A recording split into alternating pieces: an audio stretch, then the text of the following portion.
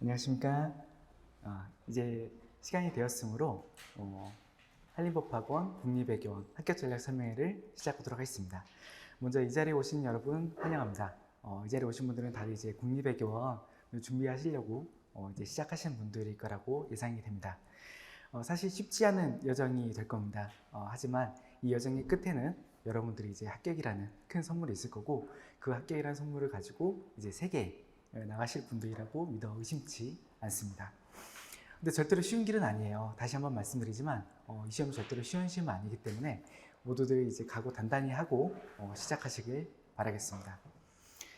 그리고 이제 이 설명회는 이제 정말 많은 학교생들 그리고 교수님들이랑 이제 이야기를 하고 경험담들을 듣고 했었던 내용을 바탕으로 이제 공통적인 내용들을 이제 전달해 드릴 건데요. 항상 이제 학교 수기를 읽어보시면 아시겠지만 모든 공부의 방법에는 왕도는 없습니다. 여기 참고를 하시고 나만의 맞는 방법들을 찾아가지고 진행하셔야 됩니다. 특히나 이 시험 같은 경우에는 시행착오가 없을 수가 없습니다. 하지만 그 시행착오를 최대한 줄여야지 우리가 이제 빨리 합격을 할 겁니다. 그리고 이제 특별히 이제 오늘 이 자리에 오신 합격생 분이 정말 이제 단기간에 합격을 하셨거든요. 그래서 거기에 대한 노하우도 얘기를 하실 거고요. 하지만 이제 너무 조급하게 생각하지 마세요. 이 시험 자체가 이제 평균적으로 봤었을 때 합격하는데 걸리는 시간 자체가 기본적으로 보통 2, 3년입니다. 그렇기 때문에 너무 조급하게 생각하다가는 이제 자칫 잘못하면은 좀 엉킬 수가 있으니까 일단 길게 보시는 게 맞는데, 그렇다고 해서 너무 계획을 길게 잡는다 라고 하면은 장수효라는 지름길이 될 겁니다. 그래서 현실적 목표는 일단 내년에 1차를 붙고 2차 시험에 들어가 보고, 그 다음에 그 이후에 하는 1차, 2차를 동시에 이제 합격을 해가지고 최종 합격한다 라고 생각하는 목표로 접근하시는 게 현실적으로 가장 빠른 길이 될 것 같습니다. 물론 뭐 내년에 붙는 게 가장 좋은 방법이 되겠죠. 네. 일단은 1차 먼저 붙고 2차에서 고득점 한다 라는 생각으로 준비를 하시면 좋은 방향이 될 것 같습니다. 이제 본격적으로 시작을 하도록 하겠습니다. 일단 1부는 제가 이제 전체 커리에 대해서 설명을 드릴 거고요. 그리고 이제 여러 가지 이제 공부 반문론이라든가 각 시기마다 어떻게 해야 될지에 대해서 이야기 드릴 겁니다. 그리고 이제 그게 한 3, 40분 정도 걸릴 거예요. 최대한 좀 빨리 진행을 할게요. 네. 그 다음에 2부에서는 한 10분 정도 쉰 다음에 아까 말씀드렸던 저희 종합반 출신 합격자 분께서 오셔가지고 여러 가지 이제 이야기를 해주시고 조언도 해주시고 좋은 말들을 많이 해주실 거예요. 그리고 이제 잠깐 Q&A 시간도 가지고 그 다음에 제가 마지막으로 마무리를 하고 끝내도록 하겠습니다. 총 소요 시간은 1시간 반에서 한 2시간 정도 될 것 같습니다. 긴 시간이긴 할 거예요. 하지만 끝까지 참여하신다고 하면은 많은 정보들, 좋은 유익한 정보들 많이 얻으실 수 있을 거고요. 그리고 이제 저희들이 준비한 선물들도 있으니까 잘 챙겨서 가져가시기 바라겠습니다. 일단 들어오시면서 여러 가지 자료들 많이 받으셨을 거예요. 정말 많죠. 네, 이야기를 하면서 다들 조금씩 언급이 될 거예요. 그래서 이제 못 받으신 분이 있다고 하면은 꼭 잘 받아서 챙겨주시고요. 그리고 이제 보면은 쿠폰도 하나 있습니다.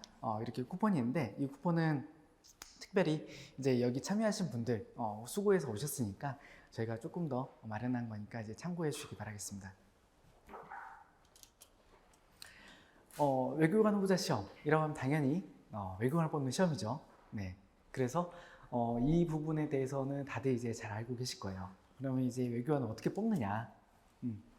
당연히 먼저 이제 시험을 응시하기 위한 조건이 먼저 있습니다. 전제 조건이 있습니다. 영어랑 제외국어 그리고 한국사 이렇게 있는데요.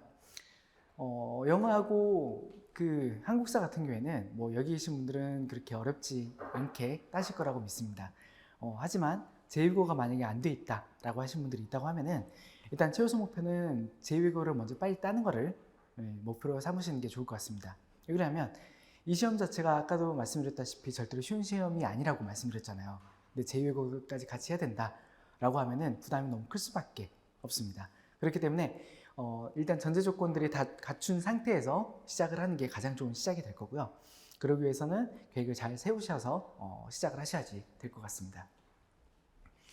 뭐 가장 선택을 많이 하는 건 뭐 중국어 요즘에 많이 선택을 하는데요. 이건 또 개인차가 있으니까 개별적으로 잘 선택을 하시면 될 것 같습니다. 그리고 이제 1차 시험은 당연히 잘 아시겠지만 피셋 그리고 헌법 이렇게 준비가 되어 있습니다. 언어논리, 자료해석, 상황판단 피셋이라는 시험은 조금 이따 또 자세히 설명을 드릴 거고요. 헌법도 마찬가지로 자세히 설명을 드리도록 하겠습니다. 그리고 2차 과목은 총 3과목이죠. 경제학, 국제법, 국제정치학. 그리고 이제 시험으로 본다고 하면은 한 번이 더 있어요. 통합모술이라고 해서 이거에 대해서 또 처음에 준비하신 분들이 궁금해하는 분들이 많이 있는데 너무 걱정하실 필요는 없습니다. 그냥 이제 이거를 말 그대로 통합이라고 돼 있잖아요. 앞에서 말씀드렸던 경제학, 국제법, 국제정치학을 합쳐놨다라고 생각하시면 될 것 같습니다.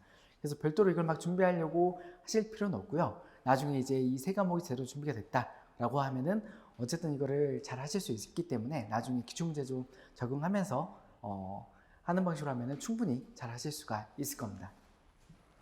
그리고 이제 밑에 작은 글로 돼 있는데 학제 동원서를 원래는 2번 봤어요. 근데 이제 한 번으로 줄어들게 됐습니다. 이런 내용들은 아까 이제 말씀드렸던 받으신 자료들 중에 저희 종합반 팜플렛이라고 되어 있는 게 있는데 그거를 주로 이제 보시면서 따라오시면은 내용들을 자세히 보실 수가 있을 겁니다. 이 내용은 현재 종합반 팜플렛 8페이지에 있습니다. 그리고 이제 아까 말씀드렸던 응시 자격 요건에 있어서 이제 제2외국어 그리고 이제 외국어 같은 경우가 있는데 이런 부분들은 뭐 이제 여러 시험들이 너무 많다 보니까 이제 그것도 선택해서 받으시면 될 것 같습니다. 그래서 여러 가지 사항들이 있어서 별도로 이제 실제 공문으로 나와 있는 그걸 프린트로 해가지고 배부해 드렸으니까 한번 참고해서 보시면 될 것 같습니다. 아까 말씀드렸지만 제2외국어는 최대한 빨리 따시는 게 좋습니다. 그리고 이제 먼저 시험을 보려면 등록을 해야겠죠. 이 등록 일자가 이제 공지가 됐습니다. 그래서 이번에 보는 시험은 1월 19일 날 알람 맞춰 놓으세요. 그래서 1월 19일 날부터 접수가 되니까 꼭 등록을 하시고요. 해년마다 꼭 한두 명 정도는 등록을 못했다라고 하는 분들이 나오더라고요. 절대로 그런 일이 있으면 안 됩니다. 내가 준비가 설사 안 됐다 하더라도 일단 시험장에 들어가는 것 자체가 큰 경험이기 때문에 무조건 들어가는 것을 추천드립니다. 그렇기 때문에 알람 꼭 맞춰 놓으시고 응시하시길 바라겠습니다. 1차는 이번에 3월 7일 날 진행이 되고요. 2차는 6월 24일부터 6월 29일 날 이렇게 됩니다. 날짜 보시면은 조금 이상할 거예요. 이제 중간에 하루 쉬는 날이 있을 겁니다. 그래서 이제 처음에 이틀 동안 시험 보고 하루 쉬고 또 이틀 동안 시험 보고 그런 식으로 진행이 될 겁니다. 그리고 3차는 이제 면접으로 진행이 될 거고요. 올해 원서 접수 경쟁률입니다. 여기 보시면 아시겠지만 꾸준히 좀 올랐다가 살짝 떨어졌어요. 그리고 다시 좀 오르고 있는 경향인데 다른 시험들에 비해서 공무원이 사실은 인기가 좀 떨어졌죠. 네. 하지만 상대적으로 봤었을 때 외교관 시험에 대한 경쟁률은 크게 떨어지지가 않았습니다. 어느 정도 유지가 되고 있는 선이 있어요. 어떻게 보면 전문 직종이기 때문에 그래요. 공무원에서도 전문 직종이고 좀 특별한 위치에 있기 때문에 외교관에 대한 인기는 크게 줄어들지 않고 있습니다. 그렇기 때문에 또 여기에 오신 분들도 참여하고 계실 거고요. 네. 그래서 이 경쟁률은 아마 그대로 비슷하게 유지가 될 것 같습니다. 그리고 이제 1차 시험 합격자 통계가 있는데요. 매년 합격자 통계는 달라집니다. 우리는 상대평가입니다. 헌법 같은 경우에는 이제 절대평가, 유일하게 절대평가죠. 60점 컷으로 되어 있는데 나머지 시험들 1차, 2차는 전부 다 이제 상대평가입니다. 그래서 사실 처음에 이제 피셋이 많이 어렵다, 쉽다라고 하는 말들이 많이 들었을 거예요. 그런 것들 물론 의미가 있죠. 하지만 일단 내가 남들보다 잘해야 된다라는 것은 변함이 없습니다. 그렇기 때문에 무조건 열심히 하는 게 사실상 좋은 전략이 되겠죠. 점수컷 같은 경우에는 이제 24년도에 80점이었고 25년도에는 79점이었습니다. 밑에 보면은 좀 이제 파란색 글씨로 돼가지고 76점으로 되는 게 있을 거예요. 이건 뭐냐면 지방인재 채용 목표제가 적용이 된 겁니다. 지방인재 채용 목표제라고 하면은 이거는 이제 이게 그냥 제도인데요. 한시적으로 제도가 운영되는 겁니다. 내년까지는 확실히 적용이 되고 그 후에도 아마 확정적으로 계속 이제 유지가 될 것 같은데 전체 인원에서 20% 범위가 안 된다라고 하면은 추가적으로 10% 범위 안에서 뽑는 겁니다. 1차는 3점까지, 2차는 2점까지가 허용이 되고요. 그 조건이 안 된다고 하면은 추가로 합격이 안 되기 때문에 이제 그 부분을 잘 염두해 주시고, 물론 이거 너무나도 사실상 혜택이 된다라고 하면 좋은 제도이기 때문에 유의해서 보시면은 좋을 것 같습니다. 그리고 이제 여성 양성평등제 같은 경우에는 사실상 다른 시험에 비해서 공립외국 같은 경우에는 여성의 비율이 좀 높은 편이에요. 그렇기 때문에 사실상 해당되는 의원들이 거의 나오지 않고 있습니다. 그리고 이제 어떻게 보면은 이제 이런 제도들이 이제 불이익을 주는 거 아니냐라고 생각할 수도 있는데 전혀 그렇지 않습니다. 아까 말씀드린 대로 추가로 합격을 시키는 거기 때문에 나에게 불이익을 주지 않는 제도입니다. 그리고 1차는 전체 뽑는 인원에서 약 7에서 8배 정도를 뽑고 있습니다. 이 데이터 같은 경우에는 학교 수기를 보시면은 나와 있는데 학교 수기에는 이제 작년 데이터가 나와 있을 겁니다. 이거는 이제 현재 데이터고요. 이거는 이제 공식 저희 사이버 국가교육센터에 있는 자료입니다. 아직 업데이트가 안 돼서 24년도까지밖에 안 나와 있더라고요. 물론 세부 데이터는 나와 있는데 표로 된 거는 이렇게 돼 있습니다. 응시자는 1200, 그리고 이제 출원자는 1500. 이 차이는 뭐냐면 출원자는 이제 원서 접수를 한 사람들이요. 근데 이제 실제로 시험 본 사람이 1200명이다 라고 하는 거고요. 이 숫자는 사실 그렇게 크게 변동이 없을 것 같습니다.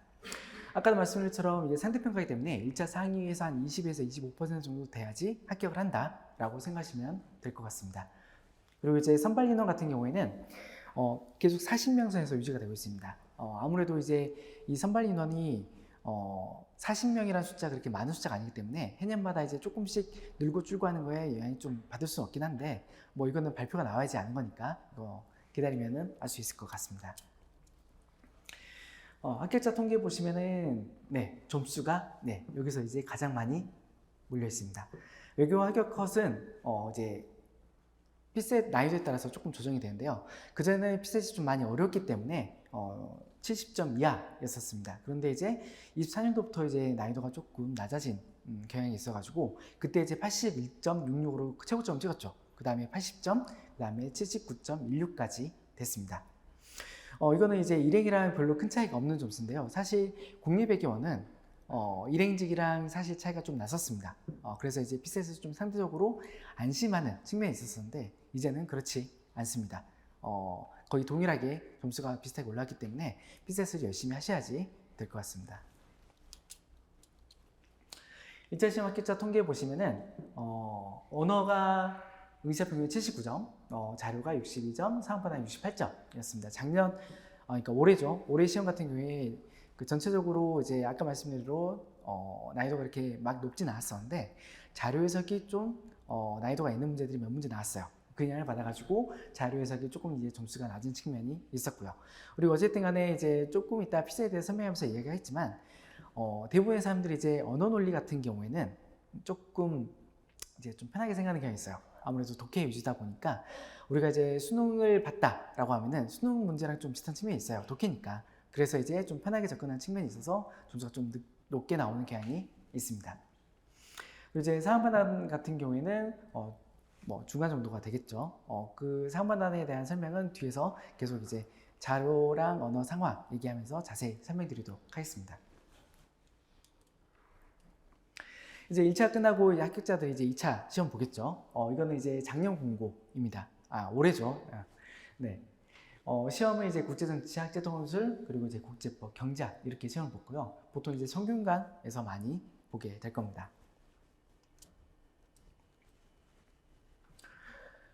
합격 컷 아까 말씀드린 대로 사실 의미 없어요. 내가 남보다 이제 점수를 잘 맞아야 되는 거고 해년마다 난이도가 어떻게 되느냐에 따라서 왔다 갔다 하고 있습니다. 어쨌든 한 60점대 선에서 되고 있고요. 그리고 이제 지방인재 채용 목표제를 적용해서 2차까지 또 합격이 됐습니다. 2차 시험은 약 1.3에서 1.4배수 정도가 선발이 되고 이제 이 2차 시험이 합격한 분들이 또 3차 면접을 들어가게 되는 거죠. 3차 면접 같은 경우에는 이제 직무 역량 면접 그리고 공직가치 인성 면접 이렇게 이제 돼 있어요. 지금 이렇게 말씀드리지만 사실상 시험 공부를 시작한다라고 하면은 면접 자체에 대해서는 너무 걱정하실 필요는 없습니다. 이제 지금 단계에서 면접을 막 준비할 건 아니고요. 무조건 이제 1차, 2차 해가지고 1, 2차 점수를 높이는 데 측면에 노력을 하셔야지 지금 3차 면접을 준비한다는 거는 아니죠. 이제 2차 합격한 다음에 2차가 끝난 다음에 준비를 하는 게 면접이라고 보시면 될 것 같습니다. 그리고 이제 또 외교관 같은 경우에는 이제 면접 때 이제 영어가 있어가지고 그거에 대해서 고민하시는 분들이 많이 있어요. 걱정하실 필요 없어요. 지금부터 막 회화 연습해야 되냐? 그럴 필요 없습니다. 실질적으로 이제 비중이 그렇게 크지도 않고, 물론 이제 당연히 이제 하는데 그렇게 이제 긴 시간 하는 것도 아니고 하기 때문에 그때 가서 이것도 마찬가지로 준비를 하시면 크게 무리는 없을 겁니다. 이것도 뭐 면접 때 하는 건데 뭐 참고하시라 보여드리는 거고, 지금 그렇게 막 고민하실 필요는 없습니다. 네, 그렇게 말씀드린 이유 중 하나가 여기에 있습니다. 면접을 보게 되면 우수, 보통, 미흡 이렇게 세 개로 나누시게 됩니다. 우수는 무조건 붙는 거고, 그리고 보통은 중간이 되겠죠. 미흡은 무조건 떨어지는 거. 네, 이렇게 세 가지로 분류가 될 겁니다. 그런데 이제 우수는 무조건 붙고 미흡은 무조건 떨어지고, 네, 근데 이제 그러면 대다수의 사람들이 아마 보통이 될 거예요. 그럼 보통에서 또 떨어져야 할 사람들이 아마도 나오게 될 겁니다. 그럼 이제 어떻게 될까요? 네, 2차 성적으로 하게 될 겁니다. 그래서 아예 명시가 돼 있어요. 예, 2차 시험 성적 순으로 합격. 결론은 성적 순입니다. 어쩔 수 없어요. 네, 2차 성적을 최대한 잘 맞아야지 3차 면접에 대한 가장 좋은 보험이 될 겁니다. 그렇게 되는 이유가 또 뭐냐면, 내가 만약에 2차를 잘 못 본 것 같다 라고 하면은 당연히 내가 3차에서 우수를 받아야 된다라는 생각이 들 거예요. 그럼 이제 3차 면접장에서 제대로 또 하기가 쉽지가 않을 겁니다. 그렇기 때문에 일단 2차를 내가 잘 봤다 라고 생각을 하게 되면은 당연히 면접장에서 난 보통만 받으면 된다 라고 생각이 또 들 거예요. 그럼 이제 편안하게 또 볼 수가 있겠죠. 그래서 2차 점수가 중요하다고 보면 될 것 같습니다.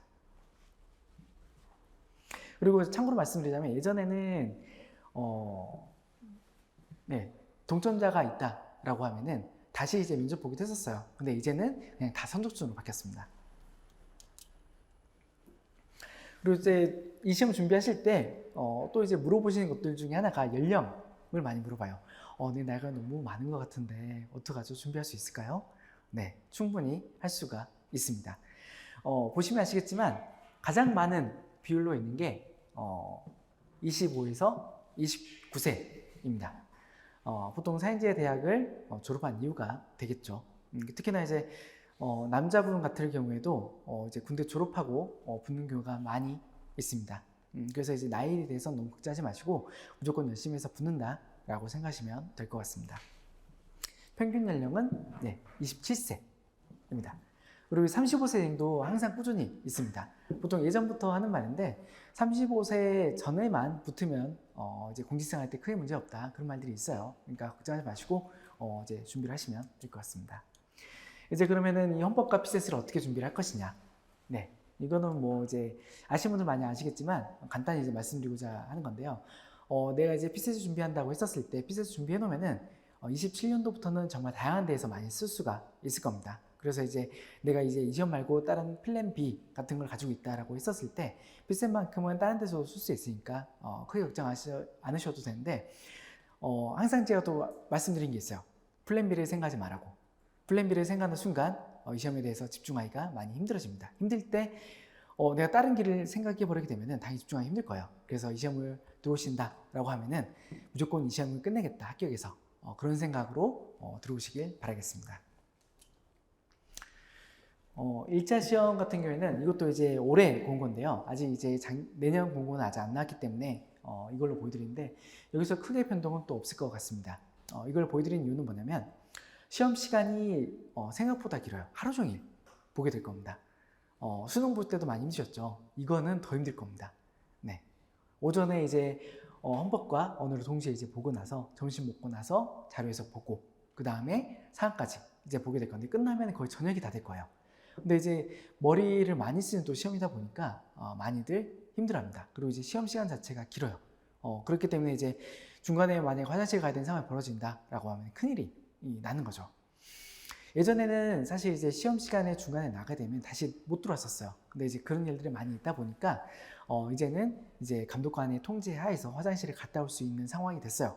하지만 수험생 입장에서는 당연히 그런 변수가 없는 게 가장 좋겠죠. 그렇기 때문에 일단은 안 나간다라고 생각하고 시험 준비하시는 게 가장 좋을 것 같습니다. 그리고 1교시는 제가 헌법과 언어를 같이 본다고 했잖아요. 이제 뒤에서 다시 한번 또 이야기 드리겠지만 이것 때문에 또 변수가 있습니다. 헌법은 제가 처음에도 말씀드렸지만 절대평가라고 말씀드렸죠. 만약에 6점을 넘어가지 못하면은 이 시험 자체가 아무 의미가 없어지는 거예요. 그냥 떨어지는 거죠.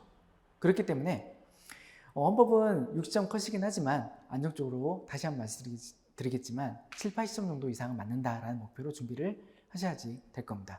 그래야지만 어떤 변수가 있더라도 60점 넘길 수가 있으니까요. 그리고 또 이렇게 말씀드린 이유는 또 뭐냐면 물론 당연히 합격 컷도 있긴 하겠지만 내가 이제 헌법을 60점 못 넘겨왔다라는 생각이 들어버렸어요. 시험장에서. 그러면 그 다음에 쉬는 시간 없이 바로 언어를 봐야 되는데 멘탈이 좋지가 않겠죠. 그럼 당연히 피세까지 영향을 미칠 수밖에 없을 겁니다. 그러면 이제 또 언어를 망쳤어요. 그럼 또 어떻게 되겠어요? 네, 자료색에도 영향을 미칠 수밖에 없겠죠. 이렇게 연쇄적으로 이제 작용을 하기 때문에 일단 첫 단추를 잘 껴야 된다고 하죠. 헌법을 그래서 안정적인 점수를 확보를 해야지 피셋도 잘 볼 수가 있을 겁니다. 네, 헌법에 대해서 말씀드렸고 그럼 이 헌법을 또 어떻게 준비할 것이냐. 헌법이라는 거는 사실 법과목이 암기 과목입니다. 그냥 암기하면 돼요. 어떻게 보면은 이 시험에서 가장 쉬운 부분이 이 헌법입니다. 게다가 6점 넘기면 되는 거죠. 6점이라는 거는 말 그대로 그냥 6점이니까 50점에서 조금만 더 넘기면 돼요. 반만 이상에서 조금만 더 맞으면 맞는다 라고 생각하시면 되니까 사실상 크게 부담이 없을 거예요. 근데 다시 한번 말씀드리지만 6점이 아니라 우리 목표는 최소 7에서 80 정도를 잡고 진행을 하셔야지 될 겁니다. 그리고 이제 암기다 보니까 시험 직전에 하면 된다라고 생각하시는 분들이 또 있어요. 그게 틀린 말은 아니에요. 암기라는 게 휘발성이 있다 보니까 그리고 이제 객관식 시험이니까 단기적으로 공부해가지고 붙을 수도 있어요. 근데 이 피셋이라는 시험 자체가 심적인 부담이 좀 큰 시험입니다. 그래서 이제 2, 3월 달이 뭐 2월 달, 1월 달에 된다고 하면은 정신이 없을 거예요. 그리고 심리적 부담도 많이 심할 거고요. 그때 내가 헌법을 붙잡고 있다? 쉽지 않습니다. 그렇기 때문에 미리 헌법을 다 봐놓고 마지막에 점검만 하고 들어간다 라고 생각하고 접근하시는 게 안정적으로 붙을 수 있는 또 방법이 될 겁니다. 그래서 기본 강의가 이제 5월 달에 있을 거고요. 그 다음에 핵심 이론이 8에서 9월 달 정도에 또 진행이 될 겁니다. 2번 정도는 봐야지 완벽하게 숙지가 될 거고 마지막에 문제풀이 당연히 적응해야겠죠. 진도별 최종 마스터 강의 현재 진행되고 있습니다. 12월 달에 이렇게 마무리를 한 다음에 마지막에 시험 직전에 점검만 하고 들어간다 라고 생각하는 게 가장 좋은 방법이 될 것 같습니다. 이거는 일단 처음 시작하는 분들이 이렇게 되는 거고요. 물론 뭐 그러면 안 되겠지만 여러분 본다라고 하면 당연히 아까도 말씀드렸지만 암기니까 이걸 단축해서 준비하시면 되겠죠. 헌법 문제입니다. 이거는 굳이 프린트로 배부하지 않았습니다. 피셋 문제는 제가 샘플로 프린트로 배부를 했는데요. 헌법은 사실상 암기라고 말씀드렸잖아요. 지금 봐도 사실 큰 의미가 없어요. 뒤에서 이제 제가 이제 피셋 문제에 대해서 보여드릴 텐데 그때 이제 배부해드린 피셋 기출문제 샘플을 보시면은 이런 거구나 라는 것들을 어느 정도 감을 잡으실 수가 있을 것 같습니다. 네, 피셋 처음에 말씀드린 대로 이제 언어논리, 자료에서 사항판단 이렇게 세 과목으로 구성이 되어 있습니다. 다들 의미가 있어요. 네, 언어논리 같은 경우에는 독해 말씀드린 대로 여러 가지 이제 글의 이해, 표현, 추론, 비판적 논리, 사고력 뭐 이런 것들. 이게 공직적성의 평가잖아요. 쉽게 말하면은 공무원으로서의 자질을 평가하는 시험입니다. 근데 언어논리는 뭘까요? 우리의 글, 텍스트를 해석하고 그리고 이제 뭐 당연히 보고서 작성하고 글을 해독하는 능력을 측정하는 게 되겠죠. 요지를 파악하고 그리고 이제 참고시 판단하고 그런 것들을 파악하는 능력을 측정하는 게 언어논리라고 보시면 될 것 같습니다. 자료에서 마찬가지입니다. 우리가 이제 공무원이 된다고 하면은 당연히 고위 공무원이 된다고 하면은 여러 가지 보고서를 또 많이 만들고 작성해야 될 거예요. 그럼 또 중요한 게 수치가 되겠죠.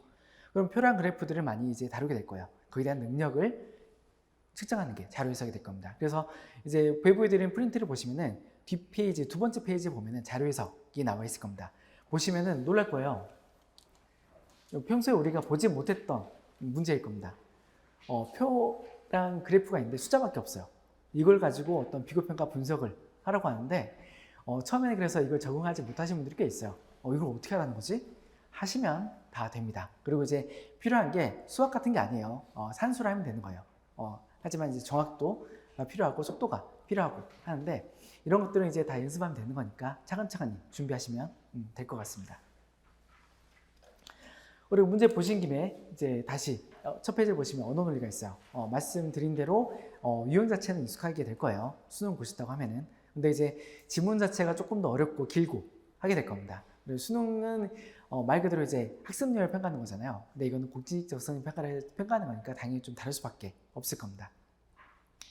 그리고 이제 세 번째를 보시면 세 번째 페이지를 보시면은 상황 판단이 있을 겁니다. 아마 유형이 가장 다양한 게 상황 판단이 될 겁니다. 얼핏 보면은 언어랑 자료랑 섞어놓은 듯한 그런 느낌도 있는 문제가 있고요. 이건 뭐냐면 말 그대로 상황 판단을 하는 거죠.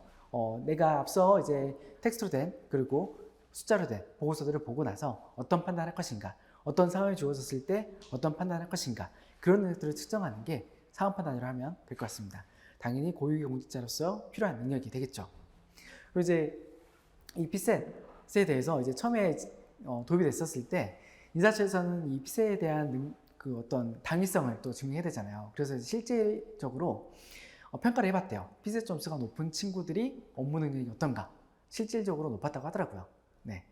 그러니까 어쨌든 피셋 잘 보면 좋은 거겠죠. 그리고 이제 항상 이제 이 피셋에 대해서 얘기를 할 때 컷만 넘기면 된다라고 이제 항상 말씀드렸어요. 맞는 말입니다.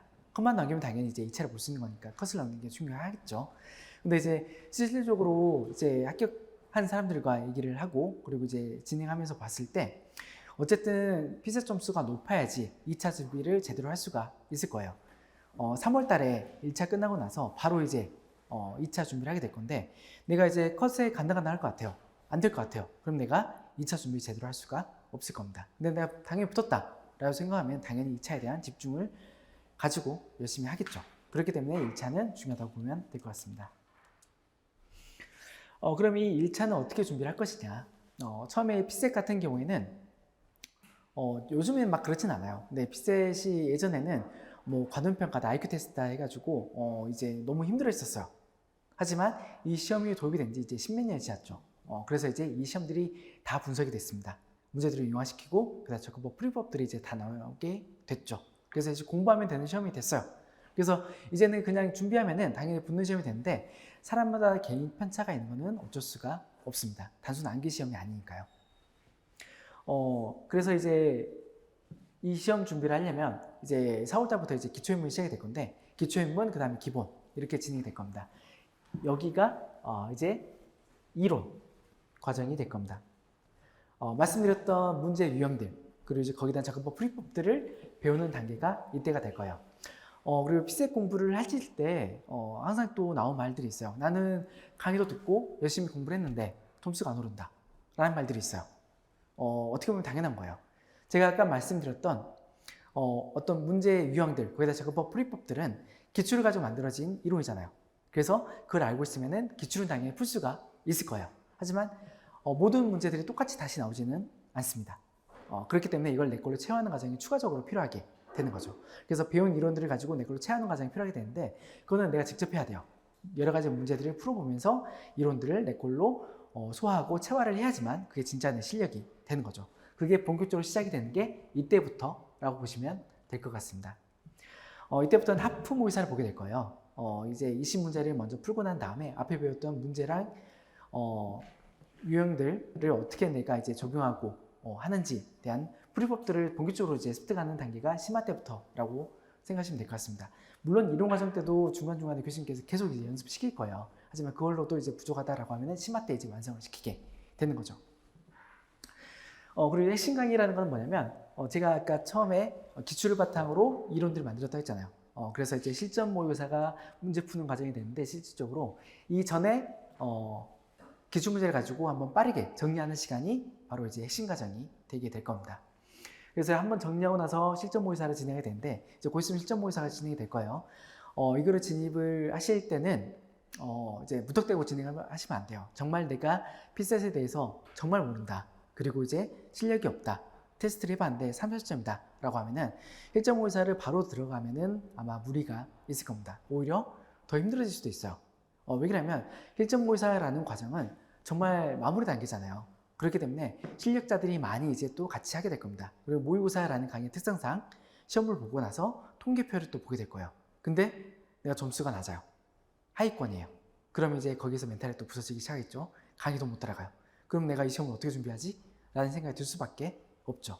피셋이라는 거는 근자감이 필요한 시험이에요. 자신감이 있는 상태에서 시험을 보는 것과 자신감이 없는 상태에서 보는 것이 많이 차이가 있을 수밖에 없습니다.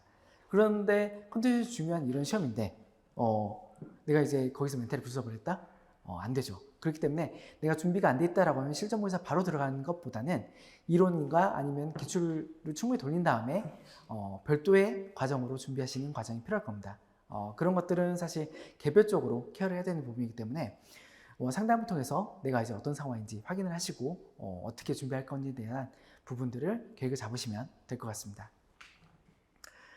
그리고 이제 통합실전 전공모의사라는 게 있는데 이거는 실전과 똑같이 시험을 보는 겁니다.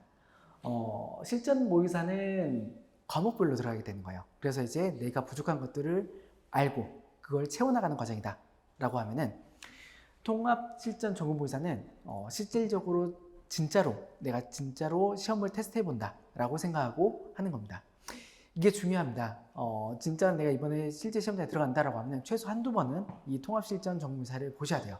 왜냐면 제가 처음에 보여드렸던 것처럼 시험 시간 자체가 길고 하루 종일 보는 시험이다 보니까 어떤 변수가 생길지 몰라요. 그에 대한 테스트를 해보시고 그에 대한 대비를 또 세우셔야 되기 때문에 이번에 시험 보신다라고 하면은 꼭 한두 번은 이거를 보고 들어가시길 바라겠습니다.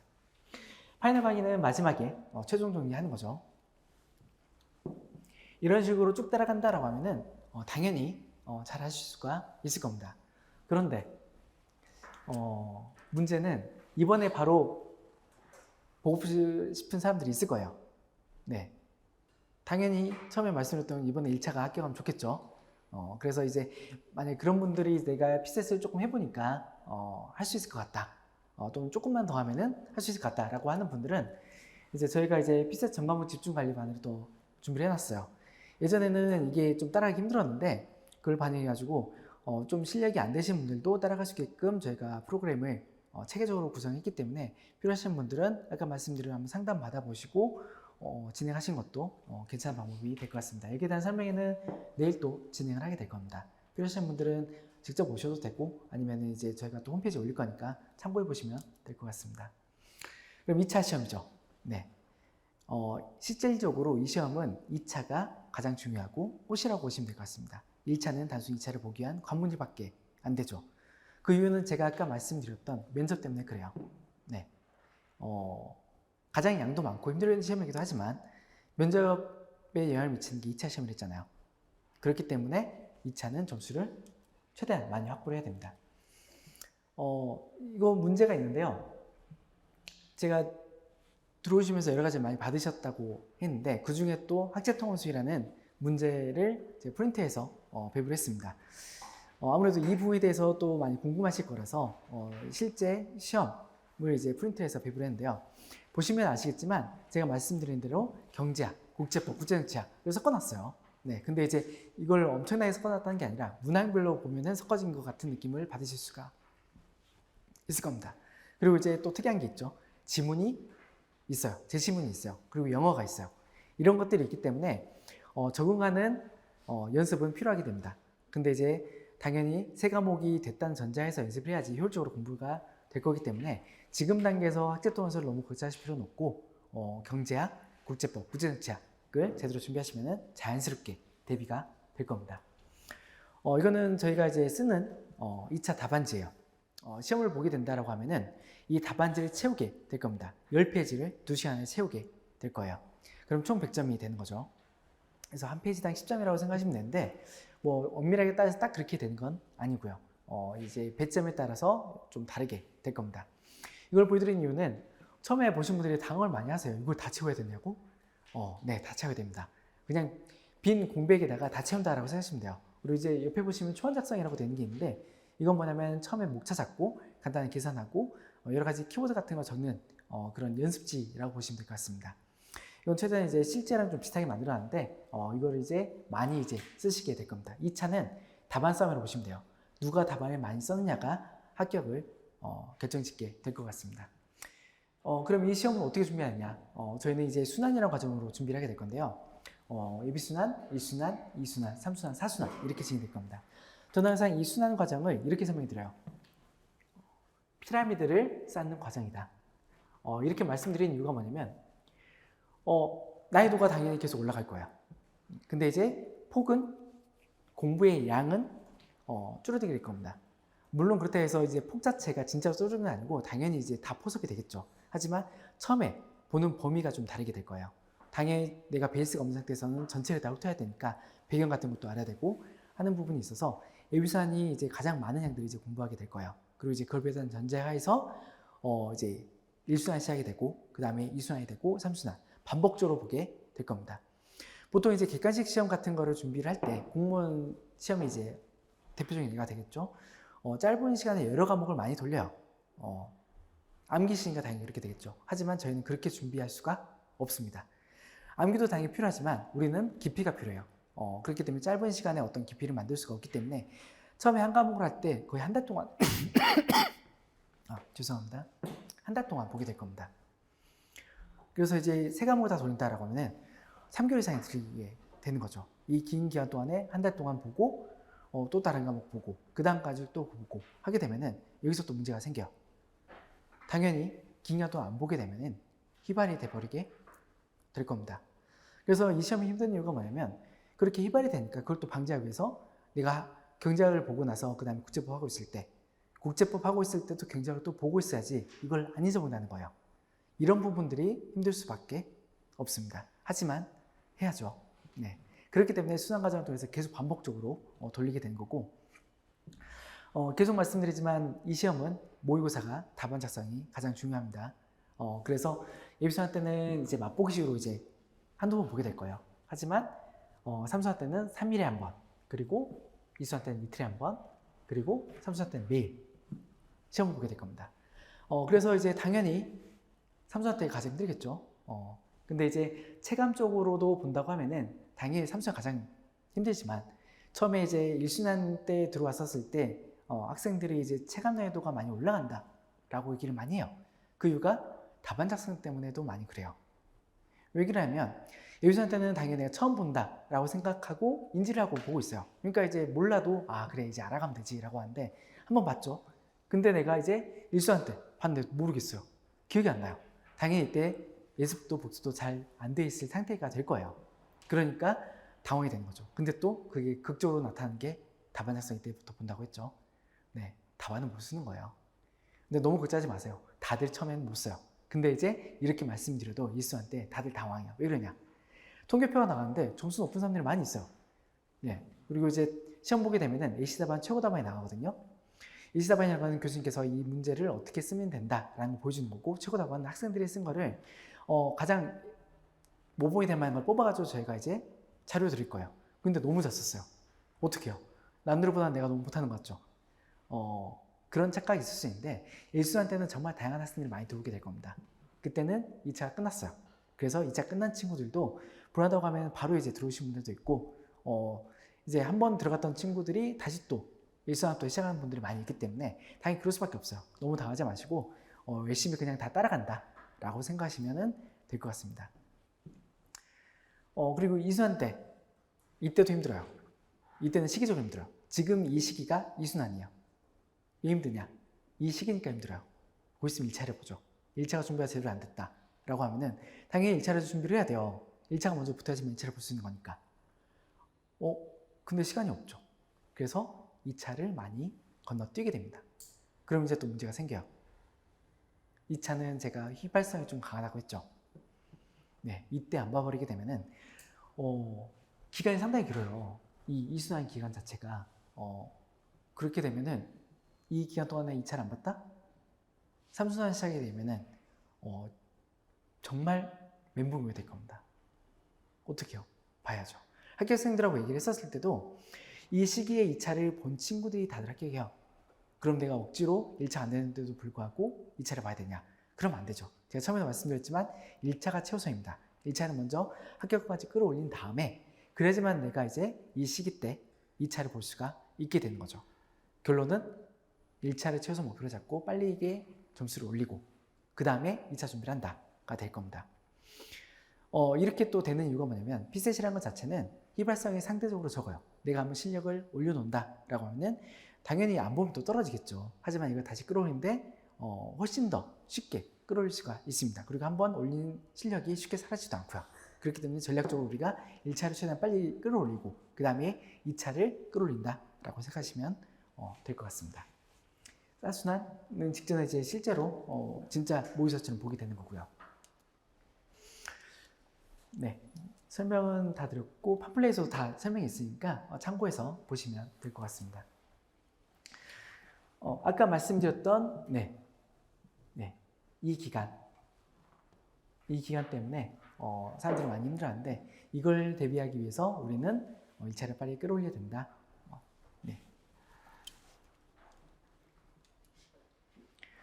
지금 현재 이 순환이 진행되고 있고 이 순환이 기간이 어떻게 보면 가장 짧은 순환이에요. 그럼에도 불구하고 경제학이 22회차 거의 한 달이죠.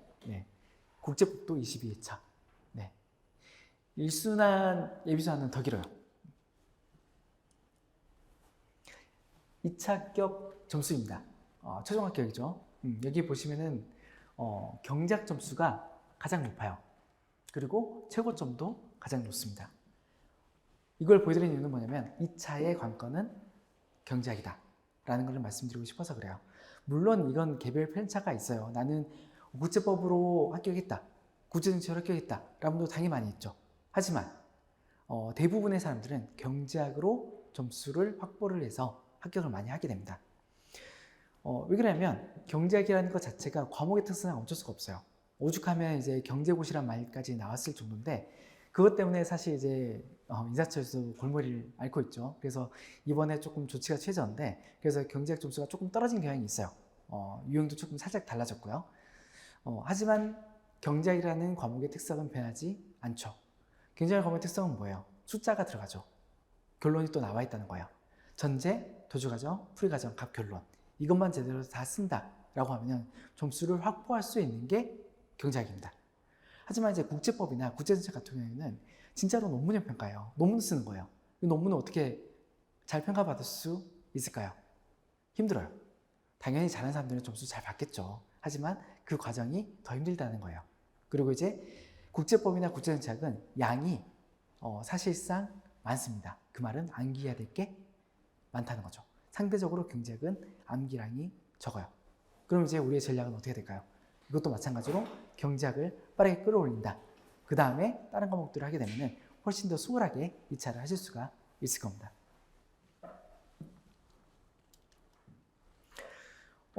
우리의 시간은 한정적이죠. 하루에 24시간, 그리고 우리가 1년의 기간이 있다라고 하면은 그것도 정해져 있는 거고, 우리의 체력도 정해져 있고, 우리의 전신력도 정해져 있어요. 그렇기 때문에 우리는 항상 전략적으로 생각을 해야 돼요. 내가 어떤 거에 투자를 하면은 다른 거에 투자를 할 수가 없죠. 그래서 다시 한번 말씀드리지만 이 시험을 빨리 붙는 방법, P셋을 처음에 빠르게 끌어올린다.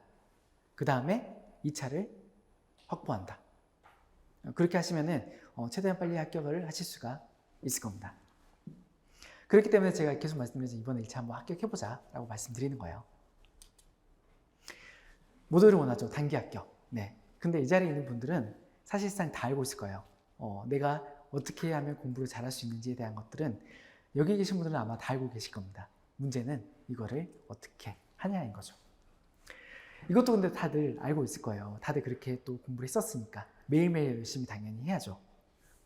근데 더 힘들 겁니다. 우리가 수능 공부할 때랑은 다를 거예요. 우리가 수능 공부할 때는 학교에서 통제된 상황에서 그리고 고등학생이라는 신분을 가지고 준비를 했어요. 그러니까 이제 어느 정도 통제된 상황이 있기 때문에 그거를 그대로 가면 되는 건데 이제 우리는 다 큰 성이잖아요. 우리가 맘만 먹으면 뭐든지 다 할 수가 있어요. 이 세상의 유혹이 너무나 많은 거죠. 그렇기 때문에 이 유혹을 이기는 것 자체가 쉽지가 않고 또 기간도 이제 길기 때문에 그리고 이제 우리가 단순 암기식 공부를 하는 게 아니에요. 그렇기 때문에 머리에 또 써야 되는 시험을 준비하다 보니까 그래서 또 유지하기가 쉽지가 않습니다. 하지만 매일매일 꾸준히 해야죠. 그래야지만 이 시험을 끝까지 갈 수가 있을 건데 쉽지가 않아요. 그래서 이제 일단 처음에 듣는 분들한테는 그냥 실강 무조건 따라가라고 얘기를 많이 드려요. 인강 당연히 많이 좋죠.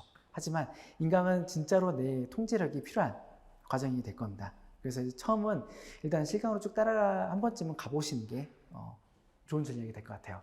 그리고 시험 보기 일주일 전 당락, 이건 당연히 되겠죠. 여기서 말씀드린 거는 이제 서브노트도 많이 얘기를 하는데, 서브노트를 읽는 분도 있고 없는 분들도 있어요. 근데 결론은 뭐냐? 내가 준비가 어느 정도 됐냐인 거예요. 내가 이제 시험 직전에 이런 말들이 있어요. 내가 시험 보기 전에 봤던 게 나왔다. 그럼 당연히 붙겠죠. 이걸 만들기 위한 게 바로 이 내용이라고 보시면 될 것 같습니다. 서브노트도 마찬가지예요. 내가 시험 보기 전에, 직전에 전범위를 다 붙어볼 수 있다 라고 하면 당연히 좋겠죠. 그걸 만드는 과정이 이제 보통 서브노트라고 얘기를 많이 하게 되는데, 이거는 내가 그 서브노트한 형식의 구애를 받을 필요는 없어요. 이제 없으신 분도 합격자들도 있고, 근데 이제 조금 이제 편한 방법으로 가자라고 하는 게 서브노트를 만드는 거라고 보시면 될 것 같아요. 근데 처음부터 이걸 만들자라고 하면은 좀 비효율적이 될 수 있어요. 어느 정도 내가 내용이 숙지가 돼야지 만드실 수가 있을 겁니다. 그리고 모든 것과 아는 것의 구분, 당연히 이제 이걸 알아야지만 효율적으로 공부를 할 수가 있을 거예요. 근데 이거를 또 어떻게 하느냐? 그냥 책만 봐서 몰라요. 책 볼 때는 다 아는 것 같아요. 모의고사를 봐야죠. 계속 답안을 보고 작성하면서 내가 어떤 걸 알고 모르는지를 확인하고 그에 대한 공부에 대한 강약 조절을 해야 됩니다. 다시 한번 말씀드리지만 모의고사 답안 작성에 대한 중요도는 정말 다시 한번 강조해도 부족하지가 않습니다. 그렇기 때문에 시험 보는 연습이 반드시 필요하다고 말씀드리는 거고요. 근데 이걸 하려면 어떻게 해야 되겠어요? 모든 걸 여기에 맞춰야 돼요. 네, 1년 반은 죽었다 생각하고 투자를 하셔야 됩니다. 생활에서는 모든 변수를 다 줄이셔야 돼요. 이것저것 내가 다 하려고 한다 보면은 당연히 다 따라갈 수가 없어요. 근데 그럼 무조건 여기에 다 집중해야 되냐? 그랬다가 또 죽죠. 네. 항상 또 말씀드린 게 뭐냐면 체력 관리, 멘탈 관리가 수험의 하나라고 말씀드리겠습니다. 무조건 다 따라가다 보면은 퍼져버려요. 체력이 됐든 멘탈이 됐든 그걸 조절하면서 준비를 하셔야지 장기 레이스를 꾸준히 잘 가실 수가 있을 겁니다. 여기에 대한 방법은 근데 정답이 없어요. 내가 스스로 해나가면서 조절을 해야 돼요. 그런 부분들도 이제 저희가 상담 통해서 조절해 드릴 거니까 필요하시면 상담 신청을 해주시기 바라겠습니다. 일단 저희들이 할 수 있는 거는 뭐 종합반을 하시게 된다고 하면은 여러 가지를 통해서 저희가 조절해 드릴 거예요. 당연히 아침에 출결, 나갈 때 출결 해가지고 절대 시간 보통 이제 한 10시간이라고 얘기를 많이 하죠. 하루에 10시간 공부해야 된다. 절대치로 보면 당연히 맞는 말이에요. 근데 이제 아까 말씀드린 것처럼 사람마다 이건 또 다 다릅니다. 근데 한 번쯤은 내가 이거 체크를 해보셔야 돼요. 체크도 한 번도 안 해보고 내가 몇 시간 하고 난 이 시간만 하면 돼 라는 거는 없어요. 일단 내가 최대한 한번 타임워치 가지고 시간 체크해보고 그걸 기준으로 한번 가늠을 해보셔야지 될 거예요. 그리고 온라인으로도 저희가 출결을 체크하고 있으니까 그걸 활용해 주시면 좋겠고요. 그리고 이제 이런 출결들은 당연히 저희가 보상을 또 해드리고 있어요. 미션 깨기 같은 거라고 생각하시면 될 것 같아요. 네, 그런 걸 성취감을 좀 늘려가지고 하면은 그래도 좀 힘들더라도 버틸 수가 있을 겁니다. 그리고 성적 관리는 당연히 시험을 봐야지 되는 거죠. 그럼 이제 누적적으로 계속 성적이 관리가 되니까 이건 당연한 거예요. 다시 한번 말씀드리지만 모의고사 무조건 다 끝까지 보셔야 됩니다. 네, 그리고 당연히 힘든 과정이라고 했죠. 하지만 이 힘든 과정을 먼저 거쳐간 사람들이 있다라고 하면 조언을 구할 수가 있을 겁니다. 그래서 저희가 합격자 튜터하고 메이저하고 이제 모시게 될 거예요. 메이저 같은 경우에는 상담을 이제 해주실 거예요. 그래서 이제 필요하다고 하면은 언제든 이제 신청해서 상주하는 메이저 분들이 계시기 때문에 상담 신청하셔도 되고, 처음에 들어오시면 저희가 강제적으로 한번 돌리게 될 겁니다. 상담을 잘 안 받으신 분들이 있어요. 이제 왜 그런지 모르겠는데 부끄러워하시거나 아니면은 뭐 한번 안 해보시면은 이걸 잘 안 하게 되더라고요. 그래서 강제적으로 한번 돌리고 진행을 하니까 꼭 참여해 주시기 바라겠습니다. 튜터는 뭐냐면 저희가 스터디를 조직해서 운영을 하게 될 겁니다. 스터디라는 거는 이것도 선택이에요. 이걸 한 번도 안 하고 합격하신 분도 있고 정말 많은 도움이 됐다라고 하신 분들도 있어요. 간단히 말씀드리자면 스터디는 통제수단이다 라고 보시면 될 것 같아요. 내가 혼자서 또 안 하게 되니까 서로의 약속을 통해서 강제적으로 한다 라고 하시면 될 것 같습니다. 그리고 이제 시너지가 뭐 당연히 뭐 경쟁도 되고 다른 사람들을 벤치마킹하고 하는 부분도 있겠죠. 하지만 침묵은 최대한 자제를 하셔야 돼요. 네. 이건 저희가 플래너 나가는 건데요. 하루하루 당연히 힘들다고 했죠. 하루하루 체크해 나가면서 내가 이제 성취감을 느끼기 위해서 계속 체크를 해 나가시는 게 필요하게 될 겁니다. 뭐 단톡방도 있고 저희가 지문출기도 있고 하지만 이런 계획을 장기적으로 좀 세우는 것도 필요하니까 플래너가 주기마다 저희가 제공을 하고 있습니다. 그래서 꾸준히 잘 참여하시면 좋으실 것 같습니다. 뭐 종합반 혜택 많이 있죠. 아까 말씀드렸던 것도 다 뭐 종합반 혜택이고 당연히 금액적으로 가장 할인된 금액이 이제 종합반이 될 거고요.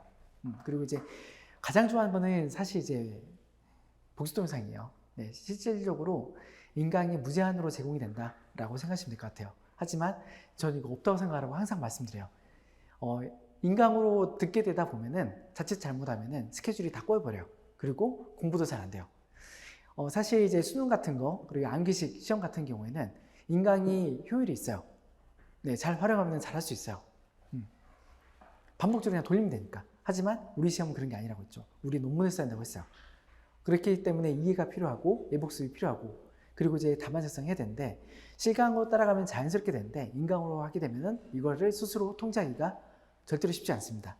그렇기 때문에 처음부터 실강을 한번 따라가라고 말씀드리게 되는 거고 그 후에 내가 이제 부가적으로 인강으로 돌리는 거는 괜찮아요. 하지만 처음에는 한번 쭉 따라가시는 걸 추천드리겠습니다. 그리고 이제 저희가 자습실도 운영을 하고 있어요.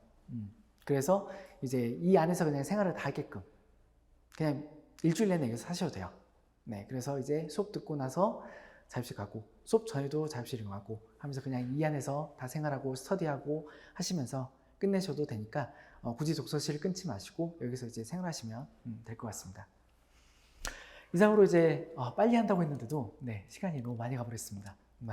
빨리 마무리하도록 하겠습니다. 종합반 장학제도 있으니까 이거를 50만 원 이상씩 받아간 친구들도 봤어요. 그러면은 네, 종합반 비용 뽑는 거죠. 이거 뭐 부모님께 말씀 안 드려도 돼요. 그리고 이제 주기적으로 모의고사를 또 보게 될 거예요. 이걸 통해서 당연히 순환마다 과목별로 이제 모의고사 보는데 점검이 중간중간 또 필요하니까 저희가 1, 2차 포함해가지고 한 번씩 주기적으로 또 시험을 종합반만 별도로 보게 될 겁니다. 그리고 지금 등록하시면은 또 할인되고 방금 드렸던 쿠폰도 있으니까 관심 있으신 분들은 등록하고 가시면 될 것 같습니다. 네, 시간이 생각보다 좀 많이 지나가는데요. 긴 시간 참여해 주셔서 감사드리고 지금 10분 정도 쉬려고 했는데 시간이 너무 많이 지나가지고 3시에 바로 시작을 하도록 했습니다. 조금만 쉬고 다시 시작을 했습니다. 감사합니다. 시작하겠습니다. 안녕하세요. 2025년도 외교과 후보자 선발시험 합격자 이형빈이라고 합니다. 이제 이야기하기 앞서서 제가 수험 기간이 1년 3개월 정도예요. 종합반 작년 3월에 진입을 해서 올해 합격을 했는데 그래서 제가 이 말씀 왜 드리냐면 제가 수험한 시간이 좀 짧고 또 좀 시행착오도 좀 적고 해서 데이터가 좀 적어요. 그래서 제가 경험한 것들이 여러분께 이렇게 정확히 적용이 안 될 가능성이 좀 있습니다. 그래서 뭐 소위 백인 백색의 공부법이 있다고 하는 만큼 나중에 혹시 공부하시다가 저랑 의견이 다르시면 아마 본인이 맞을 거라고 저는 생각을 합니다. 이제 먼저 첫 번째로 1, 2차 과목 공통적으로 이제 해당되는 얘기를 말씀드리겠습니다.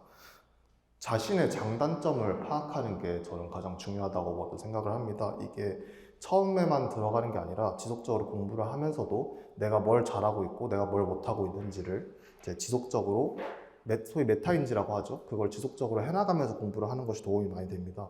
이게 생각보다 항목이 좀 많아요. 생각해야 될 게. 처음에 들어오실 때는 뭐 내가 관련 전공이 무엇이 있는지 아니면 이제 공부하다가 내가 어떤 과목이 적성에 맞는지 그 외에도 독해력이 내가 어느 정도인지 암기력이 좋은 편인지 뭐 성실한지 체력이 좋은지 뭐 친구가 유혹을 했을 때 거기에 따라 나가거나 거절하는 뭐 그런 능력이 좀 있는지 이런 것들 다 좀 하나하나 좀 생각을 하면서 자기가 단점들이 있을 거예요. 그런 것들을 좀 보완하시면서 공부를 하면 도움이 많이 된다고 생각을 합니다. 저도 이제 이런 것들을 통해서 단점 보완에 좀 치중을 하면서 좀 약점 없애는 방향으로 노력을 열심히 했습니다.